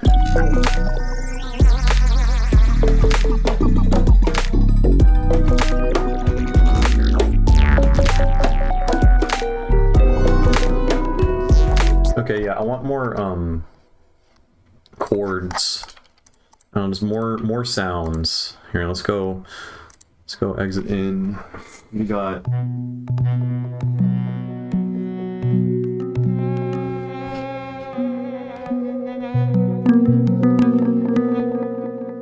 okay, I don't want to hear the echo though. It did sound kind of cool though. Here, let's just wait, gotta do the streamer thing so you can see the fucking keys and stuff. Oh man, they're so distracting. Okay.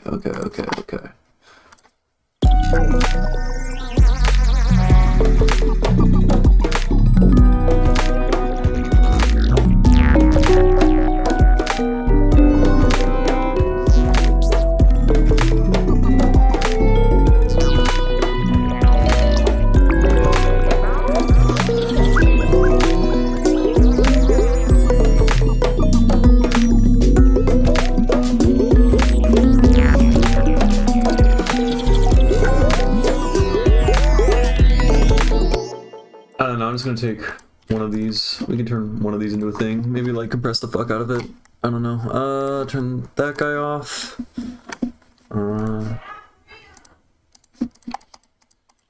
Okay.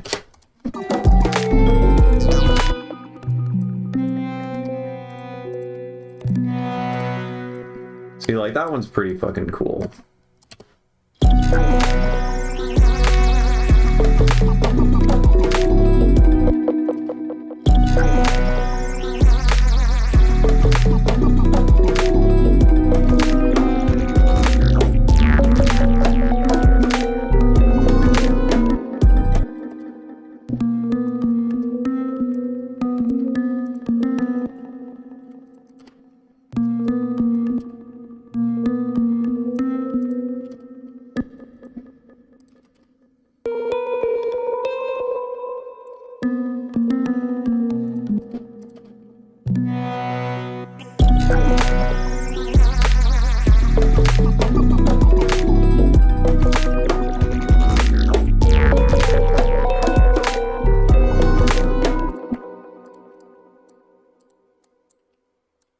Yes, you did, Campstein. When did I... Also, what's up, Campstein? How you doing? When did I use them? I have a collab with Hoopla. I don't know if you're super familiar. He's like a Tipper and Friends homie guy. And your hand pan samples are... They're bouncing around that one. It's a hoot. How you doing?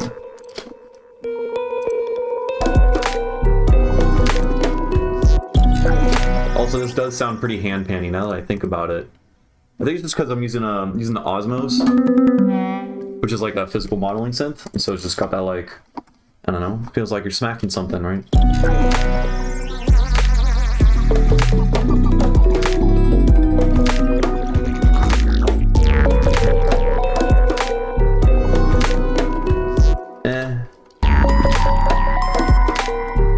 Like, maybe this could be really, really quiet in the background. But it's probably not. It's not gonna be good.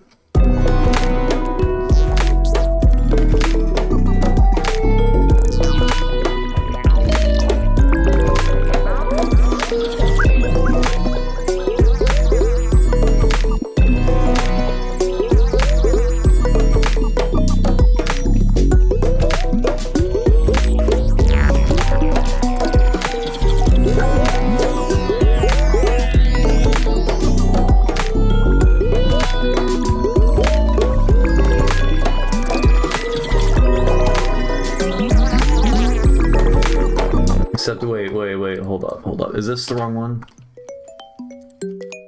Yeah, we're in, like, a different scale now. Yeah. And then, what else? I'm doing some shit somewhere else here.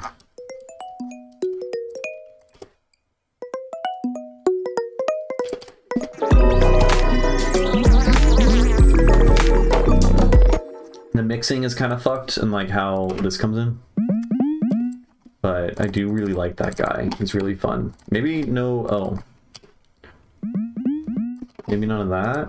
More tack.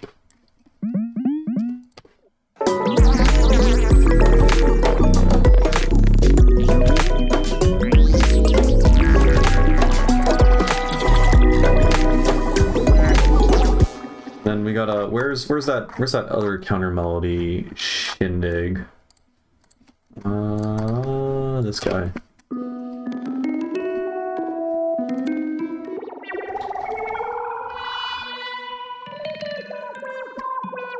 I really don't like the transient. It's so annoying. It's because I'm smearing it with a delay. What if we do no delay?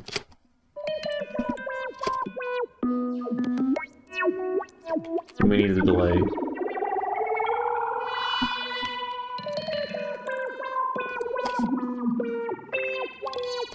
Maybe if we disperse it, we use M freeform phase, we can smear out the probably saw there's a cat behind me. So probably.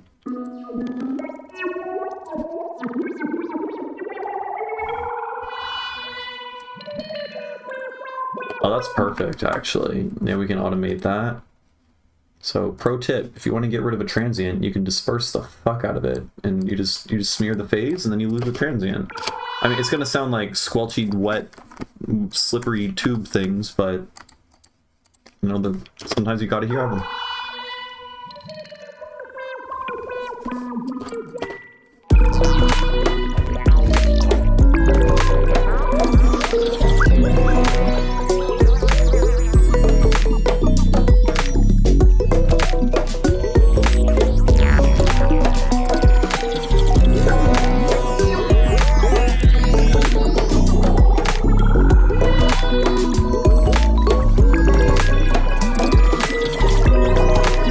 Transient the toothpaste. I love that.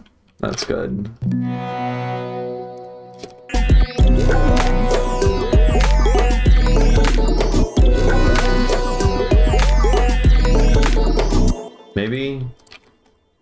Maybe more layers? Is this getting ridiculous?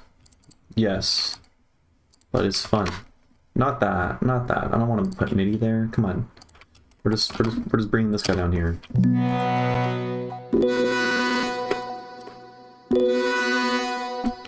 And then the transient sucks there, so...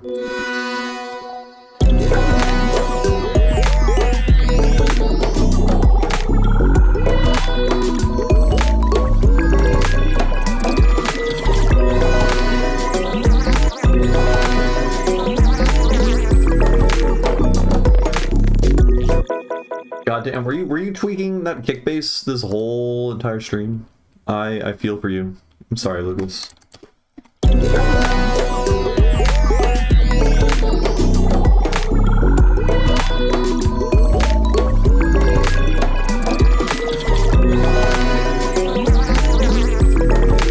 I gotta, adjust the volume on some of these. You know, some are gonna be louder than others. Give this some reverb and shit.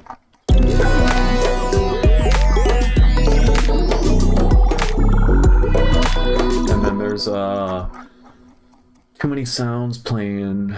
Too many sounds playing at the same time. Well, congrats on... I was gonna say fixing your kick, but I don't know if you actually, like, made it better or you just gave up out of frustration, because... that's both like options are likely when it comes to tweaking kicks, but congrats on being done with that. Here, this sound, we don't need this. I think it's too much.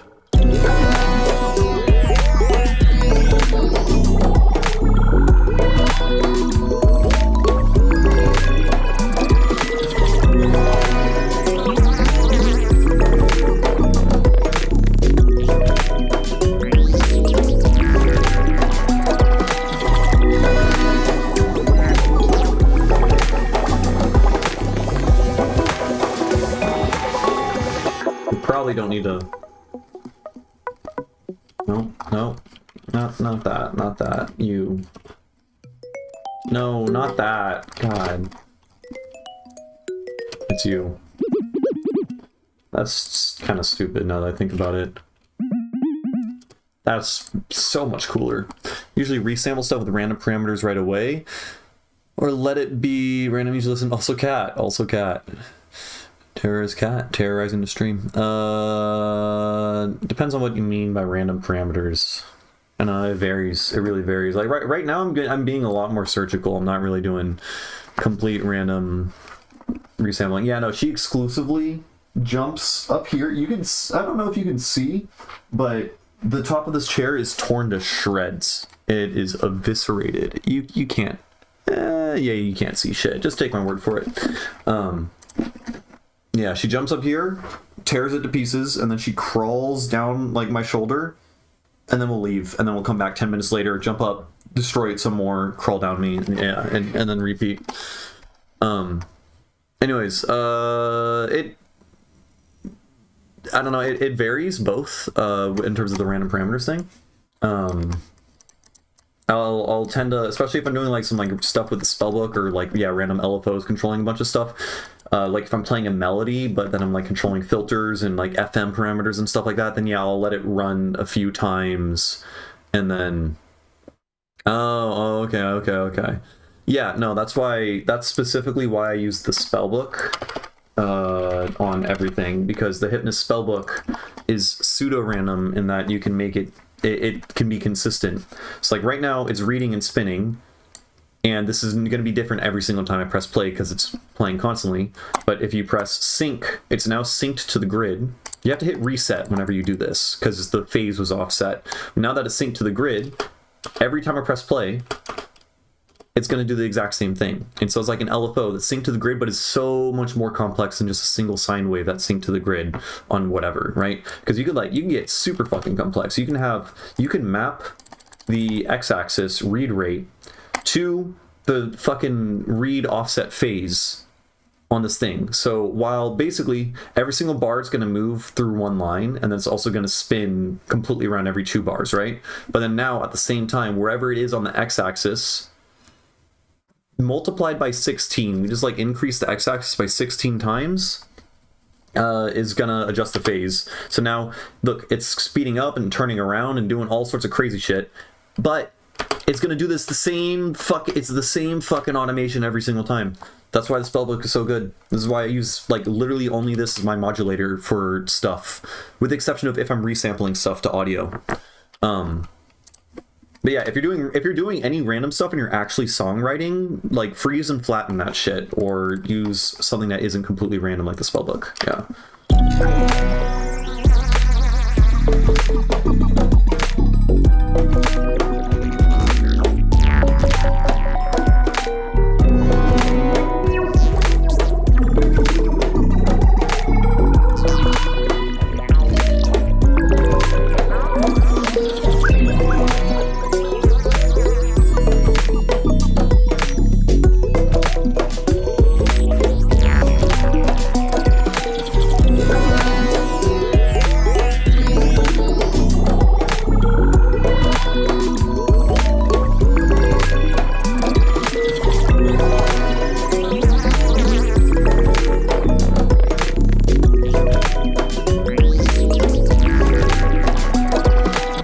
up, Zenchant?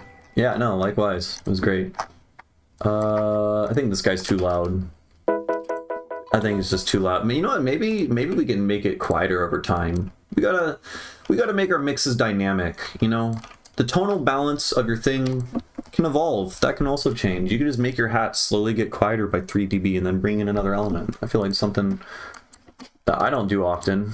I feel like I'm just gonna assume no one does it often, so or often enough.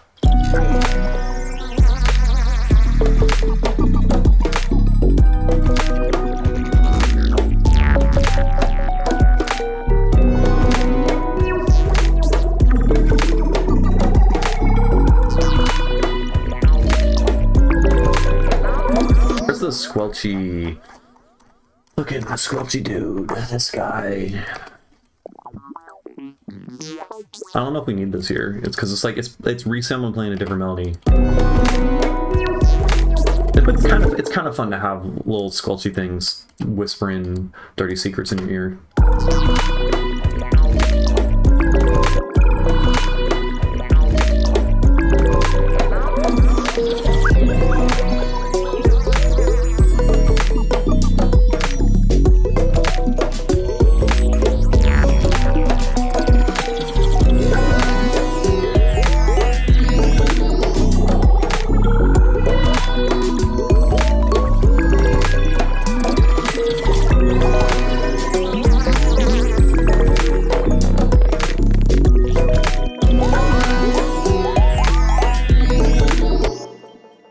We need to make this sound a little bit cooler. Also, I don't like the panning on it.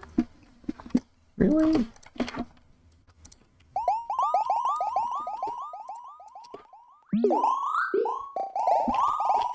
This reminds me so much of Mindex.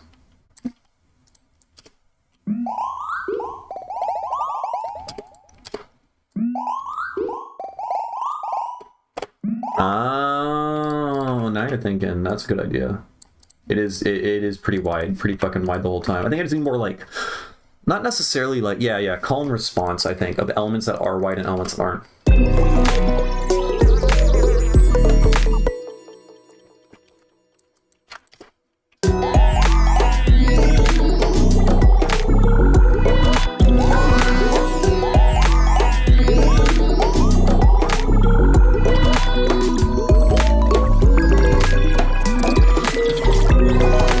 Particular this sound, or just like really it's just like a sine wave melody with a pitch envelope, like specifically pitching upwards. It reminds me a lot of the, what is it, the Happy Trappy EP. Happy Trappy Trapped, the Trapped EP. Is it this one or is it Candy Bar? Yeah. It's just like pitch bend sine wave bubble sound, but with like a fat release. So instead of it just being a bubble transient, it's got that. I don't know. It's open. It sounds cool.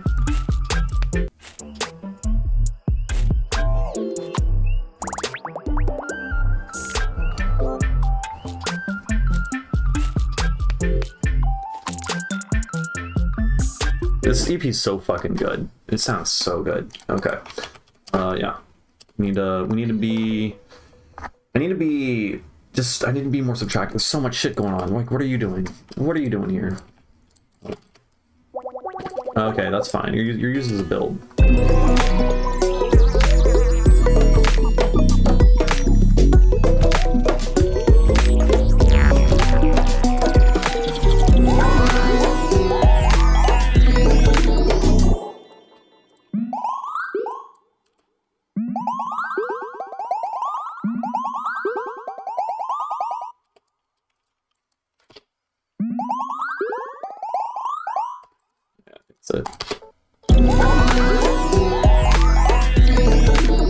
There's just so much shit going on, you can't really make it out. I gotta do a lot of subtractive work. Oh, of course. I don't quite hear that. I guess because like there's some pitch bending and stuff going on. But it's been a while since I heard this, but this song is good. I have it on my USB, I'm pretty sure. You're probably only on SoundCloud.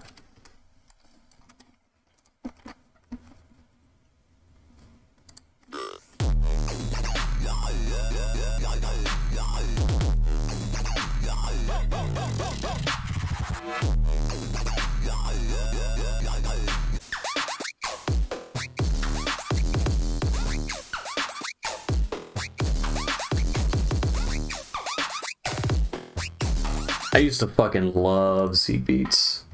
Seen him every time I've seen him live, he's crushed it. Every time. Really, really good at scratching.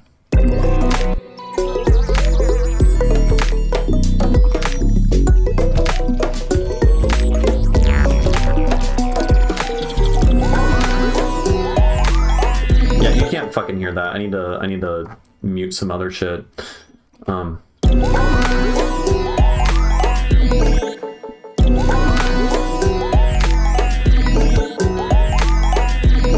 Except the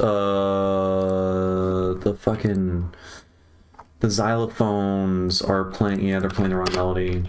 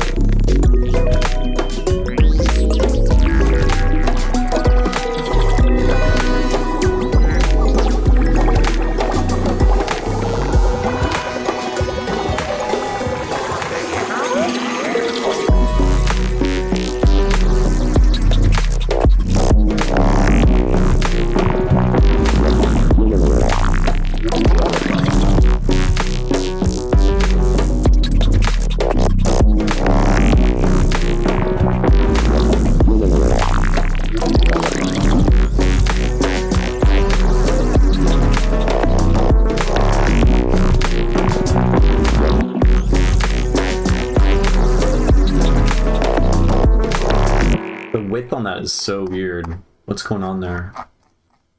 What is happening?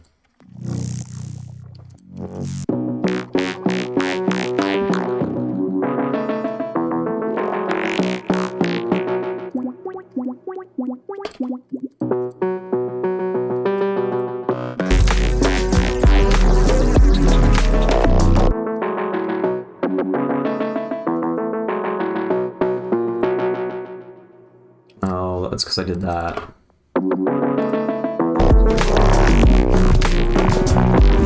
Synplant, let's turn off the saturator. And the delay. It's just doing that. I just found something that sounded kind of cool. Like, just as like a basic. Really nothing special.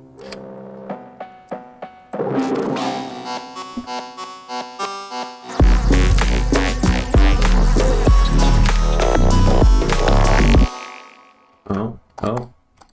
Command Z doesn't normally work.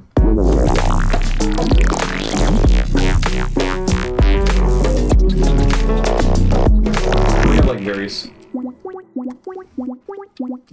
Yeah. It's just like Synplant's just good for like finding like quick sounds to use as like a layer, I feel like. Not having to put a lot of effort into it, and it'll also just like give you basic ideas to work with. One other thing is I think this might sound better not having the squelch on the first part. Maybe just using it as a call and response for the second part. Right, so like we can just some shit like this.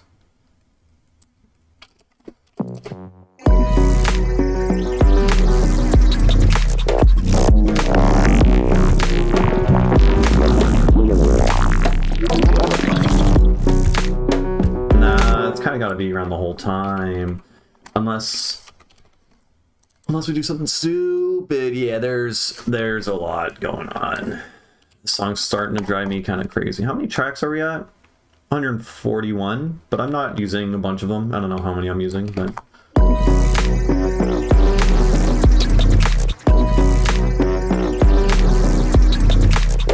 so like we can interplay auto filter being on and the shit being super distorted.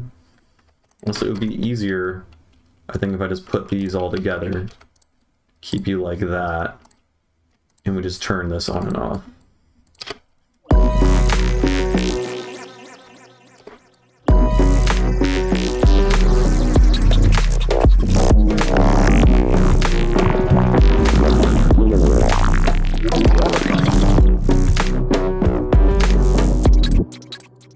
Let's turn off these. Maybe I turn off the wire. The squelch, I would recommend you watch the very first video on my YouTube channel. Like video, not live streams. I go over how to make squelches, but basically we got this big old rack. It's kind of complex how it's set up, but in reality we have a saw wave playing that's being pitch bent. Or that can, right now it's not being pitch bent. We just have a saw wave and we have two parallel bandpass filters. We have an auto filter here, and another one here. And they're parallel and they're moving in different ways, and that creates the formant sound. And so squelch is just an oscillator with basically a formant filter, so it sounds kind of like the human voice, but you're pitch bending it all crazy, so it's going like, you know, super high up the frequency spectrum and down low where like humans can't normally hear, and then it's all synthetic sounding. So like, I twist certain knobs, which moves a complex modulator, which moves the bandpass filters. Right now, and it's also being super fucking, you know, distorted. And if I turn up the spin amount,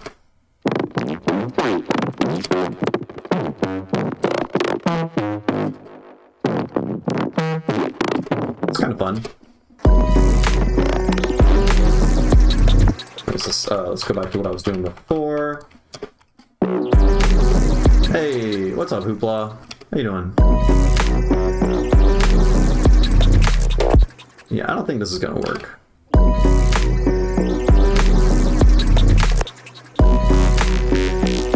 Can work. I just gotta fine tune. Let's turn off this automation, man. Although this isn't even the section of the song I'm really concerned with, so maybe I shouldn't be fucking around with this, but.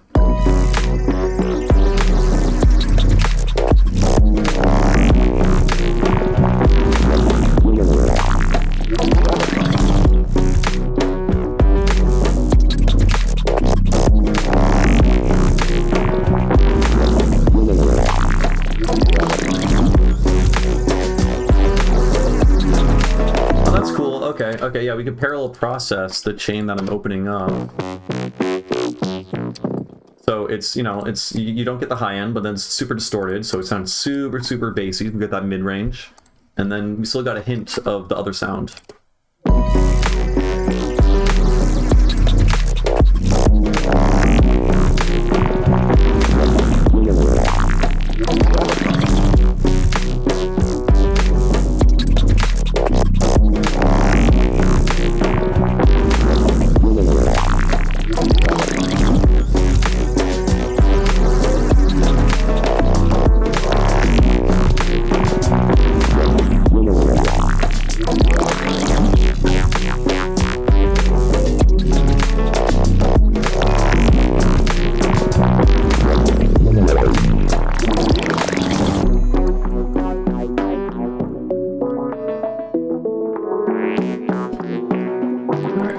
Let's go back to the section that actually fucking matters, over here.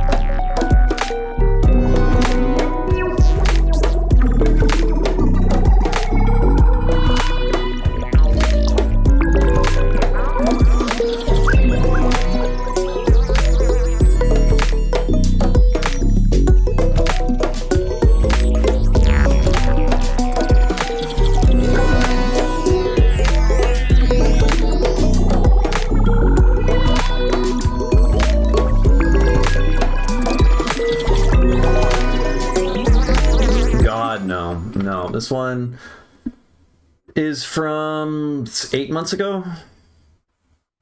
About 8 months ago, something like that. Yeah. This one has been taking me a while, for sure. Sometimes the songs come together in like 5 hours, 3 hours, 2. Sometimes it takes me years. This one's gonna take me probably like well over a year before I'm like ready to release it. But I'm hoping to get to a version soon where I'm gonna make a mini mix soon, like 30 minutes of original music. God, I hope it's not unoriginal. And I'm trying to put this one in it, so that's why I'm working extra hard on it lately.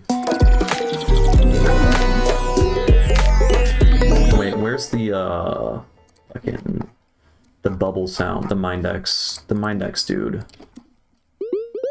You stop panning. We're just not gonna pan you. You just need to stay in the center.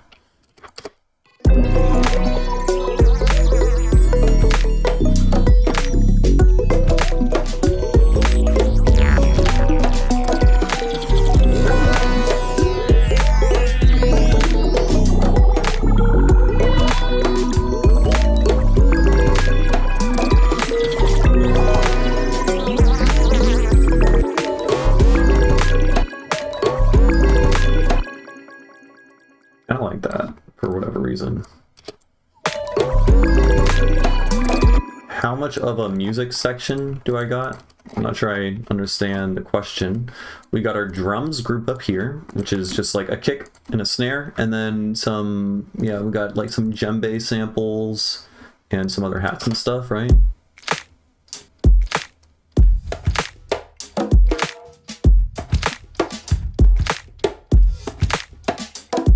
Then you add your sub bass, right?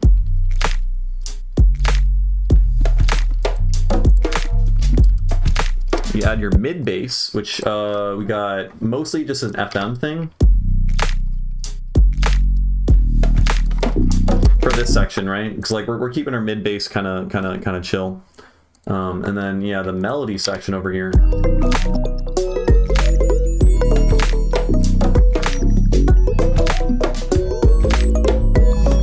Honestly, this is a really clever mixing technique, slowly soloing them all, because I'm realizing there's shit that I never even heard in the thing before, so it's probably just cluttering up the mix. Is it you? Yeah, I think... I don't know if this guy's adding anything.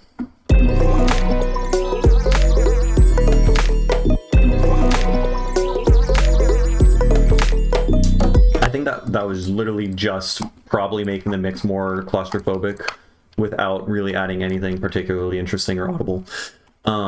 So yeah, melody, we're interplaying. Basically, we got one main melody here. It's this.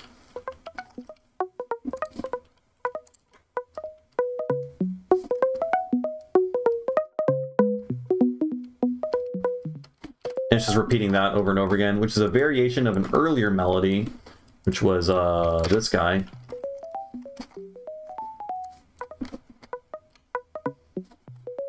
So I played around in a totally different scale. It's like a double harmonic minor scale or something, which is down here. So here's recordings of me fucking around with the Osmos, which is my synth back here, right? It sounds like this.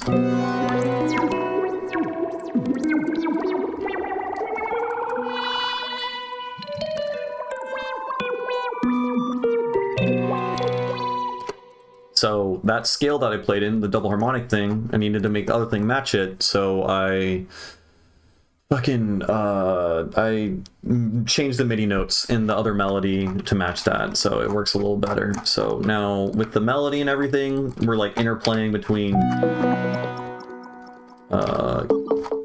yeah.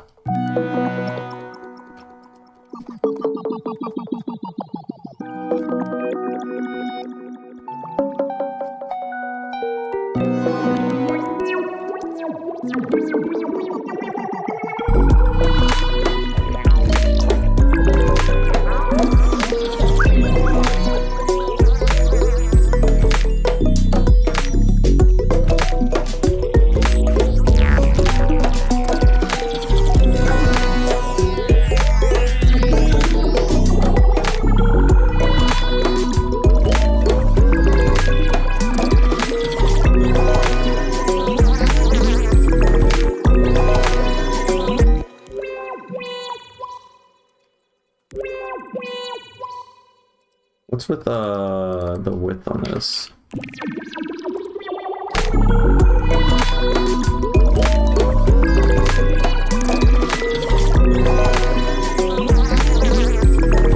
Not sure super crazy about. Maybe the resonance is too high.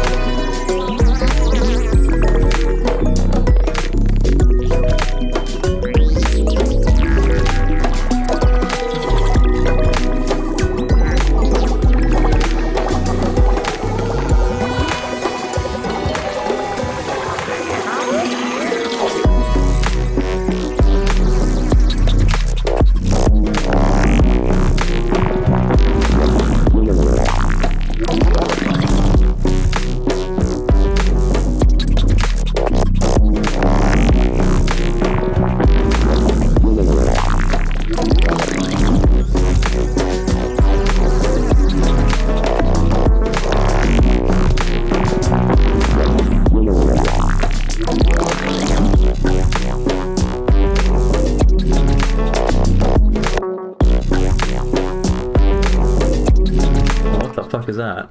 Hello, Jokey. I don't.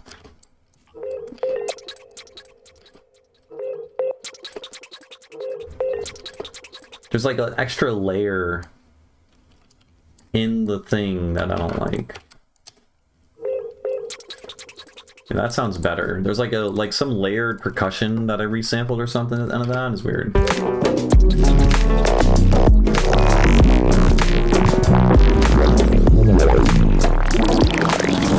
Okay, this bit now sucks. Getting to the build up over here, it starts to get boring. Our little double harmonic Phrygian, whatever the fuck, it gets kind of weak.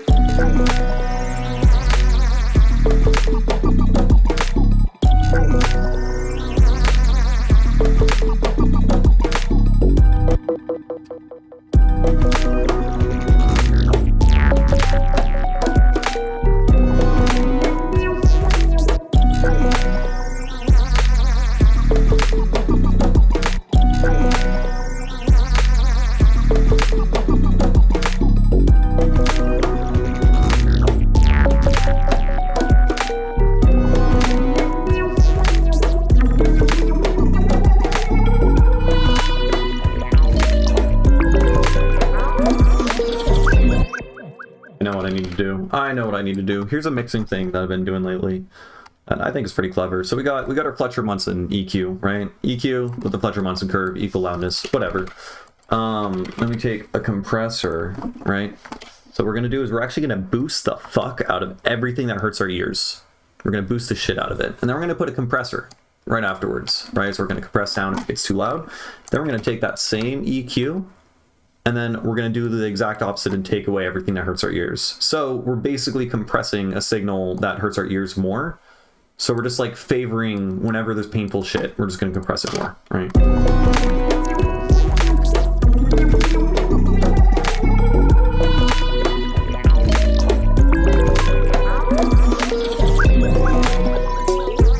Right? So like right there, it only really activates at this little bit. And without this, it does way less. That's kind of cool, I think. Let's make it more, though.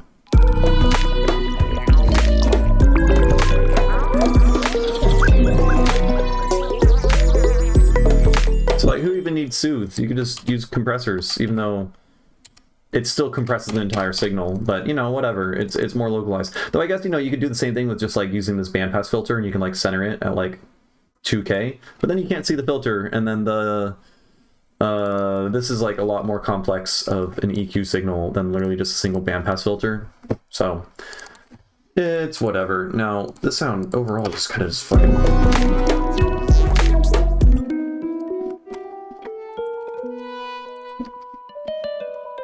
Can we just get rid of the transients, man?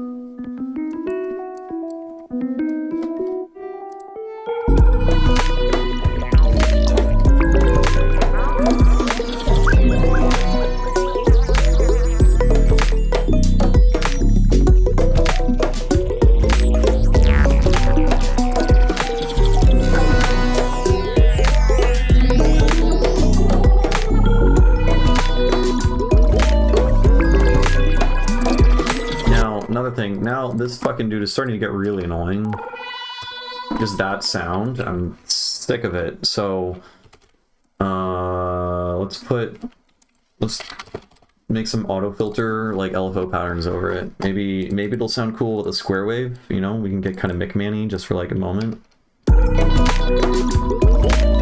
That's not McManny at all, but it sounds cool. I kind of like it. So we can just go bam.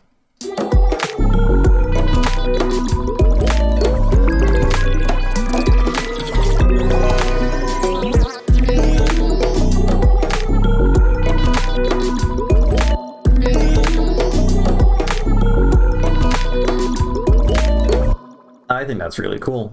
Some ear candy. How fun is that?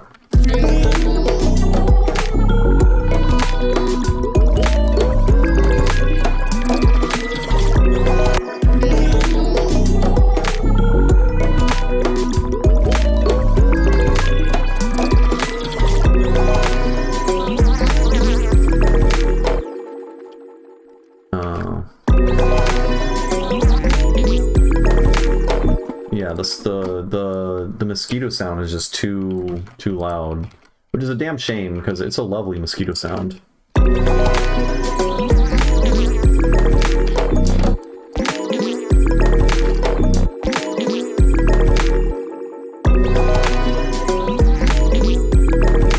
Oh, that's the sound that's fucking with me.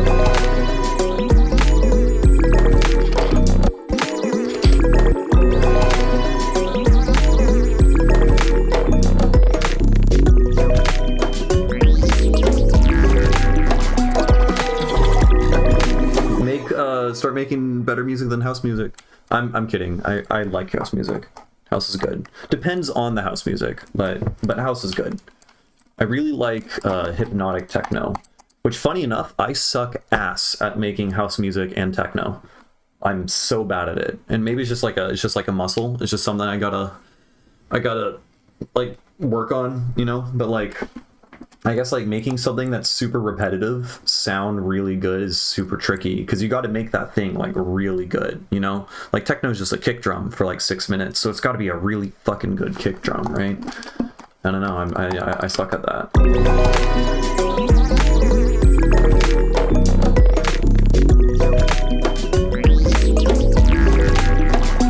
Now I'm getting tired again of the you can just make this more dramatic of a curve, maybe. The dotted, whatever, the dotted quarter note delay.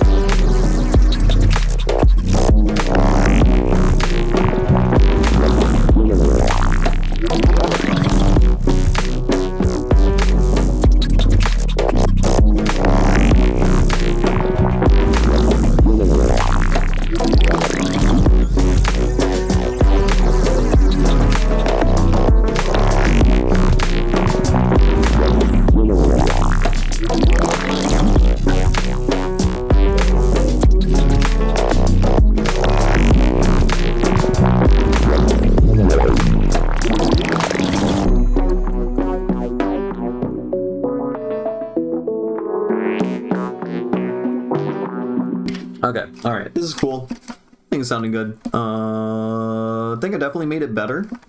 Definitely made the things better that need to be worked on. Come back to this later after stream once my like ears are rested a little bit.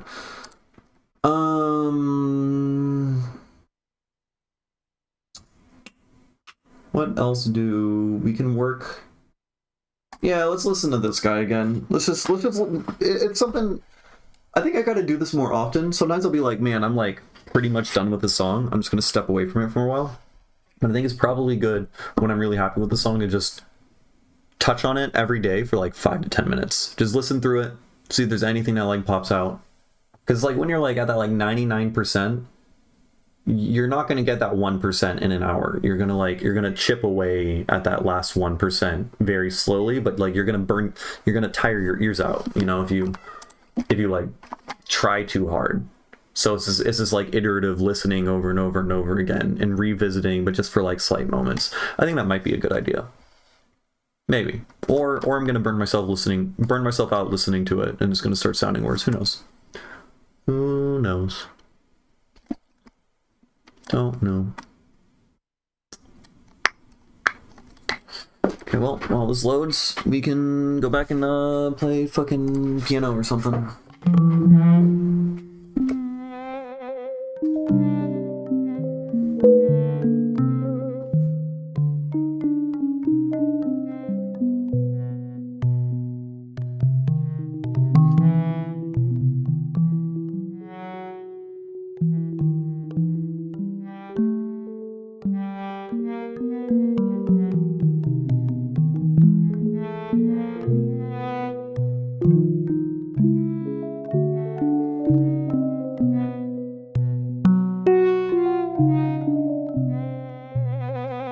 I cannot remember the scale. I cannot, like, it's annoying, man.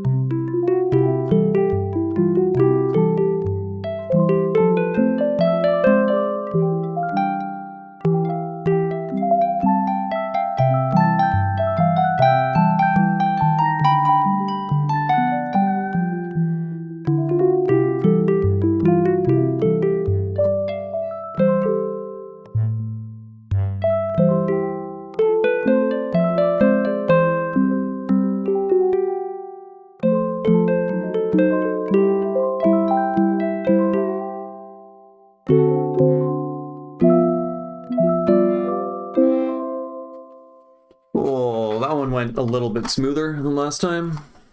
Yeah, let's have one. Okay, we're back to this guy.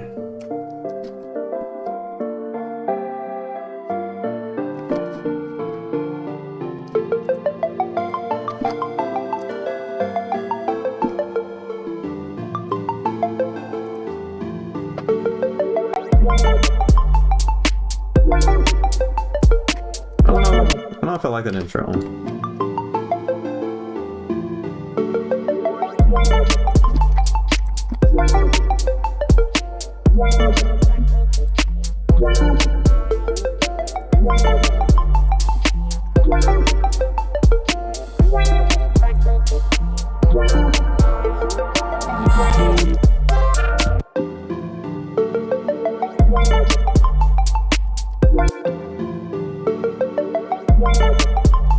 Okay, that's a little bit better.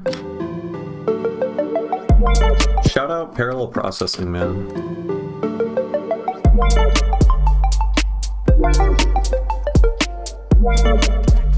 We are playing microtonal breakbeat or something. I don't know. Psychedelic. I don't know. I make like psychedelic down tempo and like glitch hop and stuff. I don't know how else to really categorize it. I would recommend listening to artists like Tipper, Tipper. He's the greatest. The GOAT. This guy. Listen to his whole discography, every album, all of it. He's the greatest. He's retiring next year. See him live while you can. And then there's other artists like Somatos. He's really good. Big inspiration of mine. Rhizomorphic. He's also really good. Big inspiration. And also Total Homie. Super chill dude. Detox. Well, no. Detox Unit's like not necessarily quite this style, but he's also really good. There's and just from those artists you'll find a whole bunch of shit. But it's a lot of like gurgly stuff, squishy fart sounds and mosquitoes and animals and nice luscious chords and really organic feeling like textures and environments, and it's fun.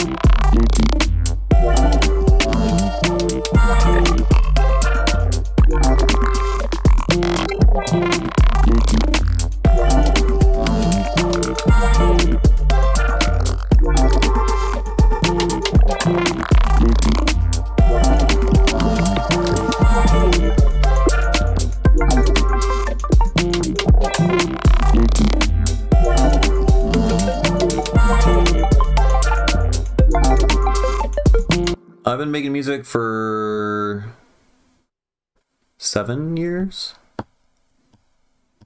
Was it late 2018 or late 2017 when I started? I want to say I started making music at the end of 2017, at the very end. And then any YouTube recommendations? I mean, it depends for what level. Oh, for this style of music? I don't know, me. I live stream like my whole process. I have a bunch of sound design tutorials for making this kind of stuff. Yeah, me. I don't know. I have a lot of stuff on sound design in particular, and this genre is very heavily about sound design, right? So I would recommend that. You can just like sort through my videos. Like the most popular ones are usually popular for a reason. So yeah. Yeah, and what made me produce music? I went to raves and I was like, this shit is super cool, and I wanted to make dubstep and trap music, and then eventually I got better taste, and now I make.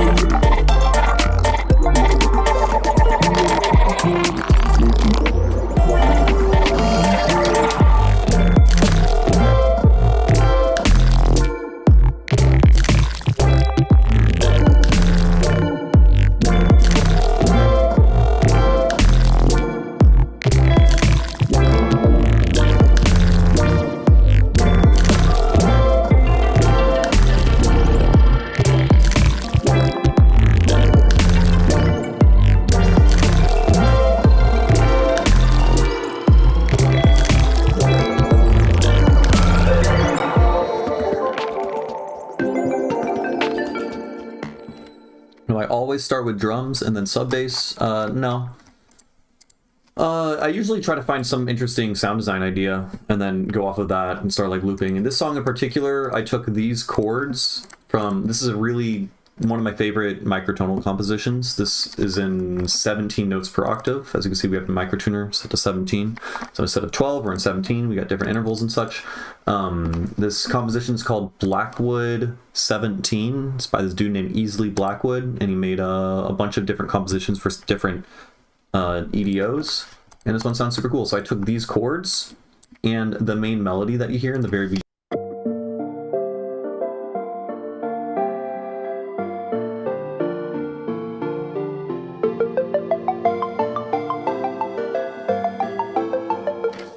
All these chords and that melody, that's from another song. I just took the MIDI from it basically, and then you know, used synths and stuff, and then just kind of improvised the rest. And then I started, you know, I was like, okay, this would probably be cool. Then I put probably drums and bass, right? And then I also have a lot of resampling. So like.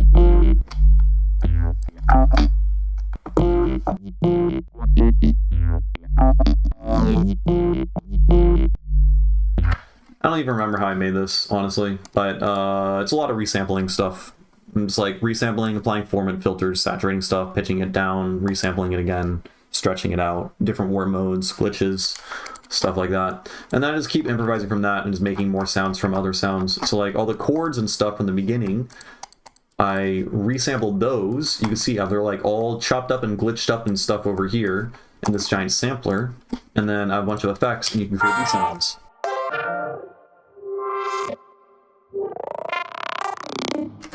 All of these sounds came from like chords in the original melody. It's just all resampled, and that way when I play these along with other chords and melodies and whatnot, it's all gonna work together sonically because it all has the original same source. So they have like, they're similar in timbre, they're playing the same like notes and keys and whatnot. Even though I'm like filtering it differently and I'm like putting weird effects and shit on it, it's still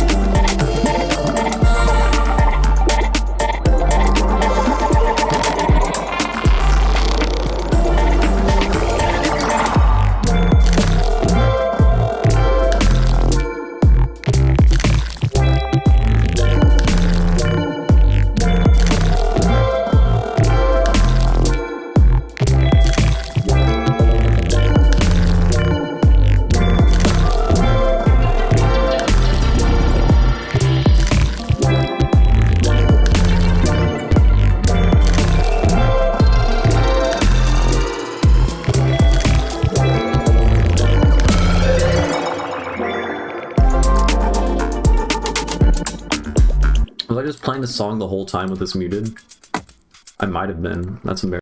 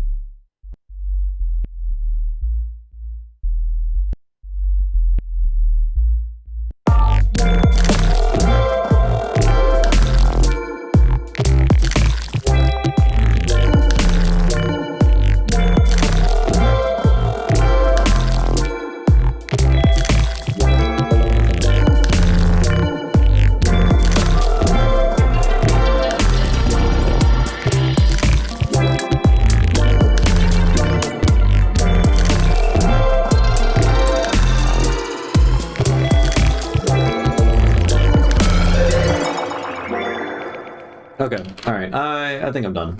I'm done streaming. It's been like 3 hours. That's plenty. Alright, thanks everyone for hanging out. Hopefully I definitely should feel less hungover and shit by tomorrow. So that's exciting. Cannot wait for that. Super cool. Yeah.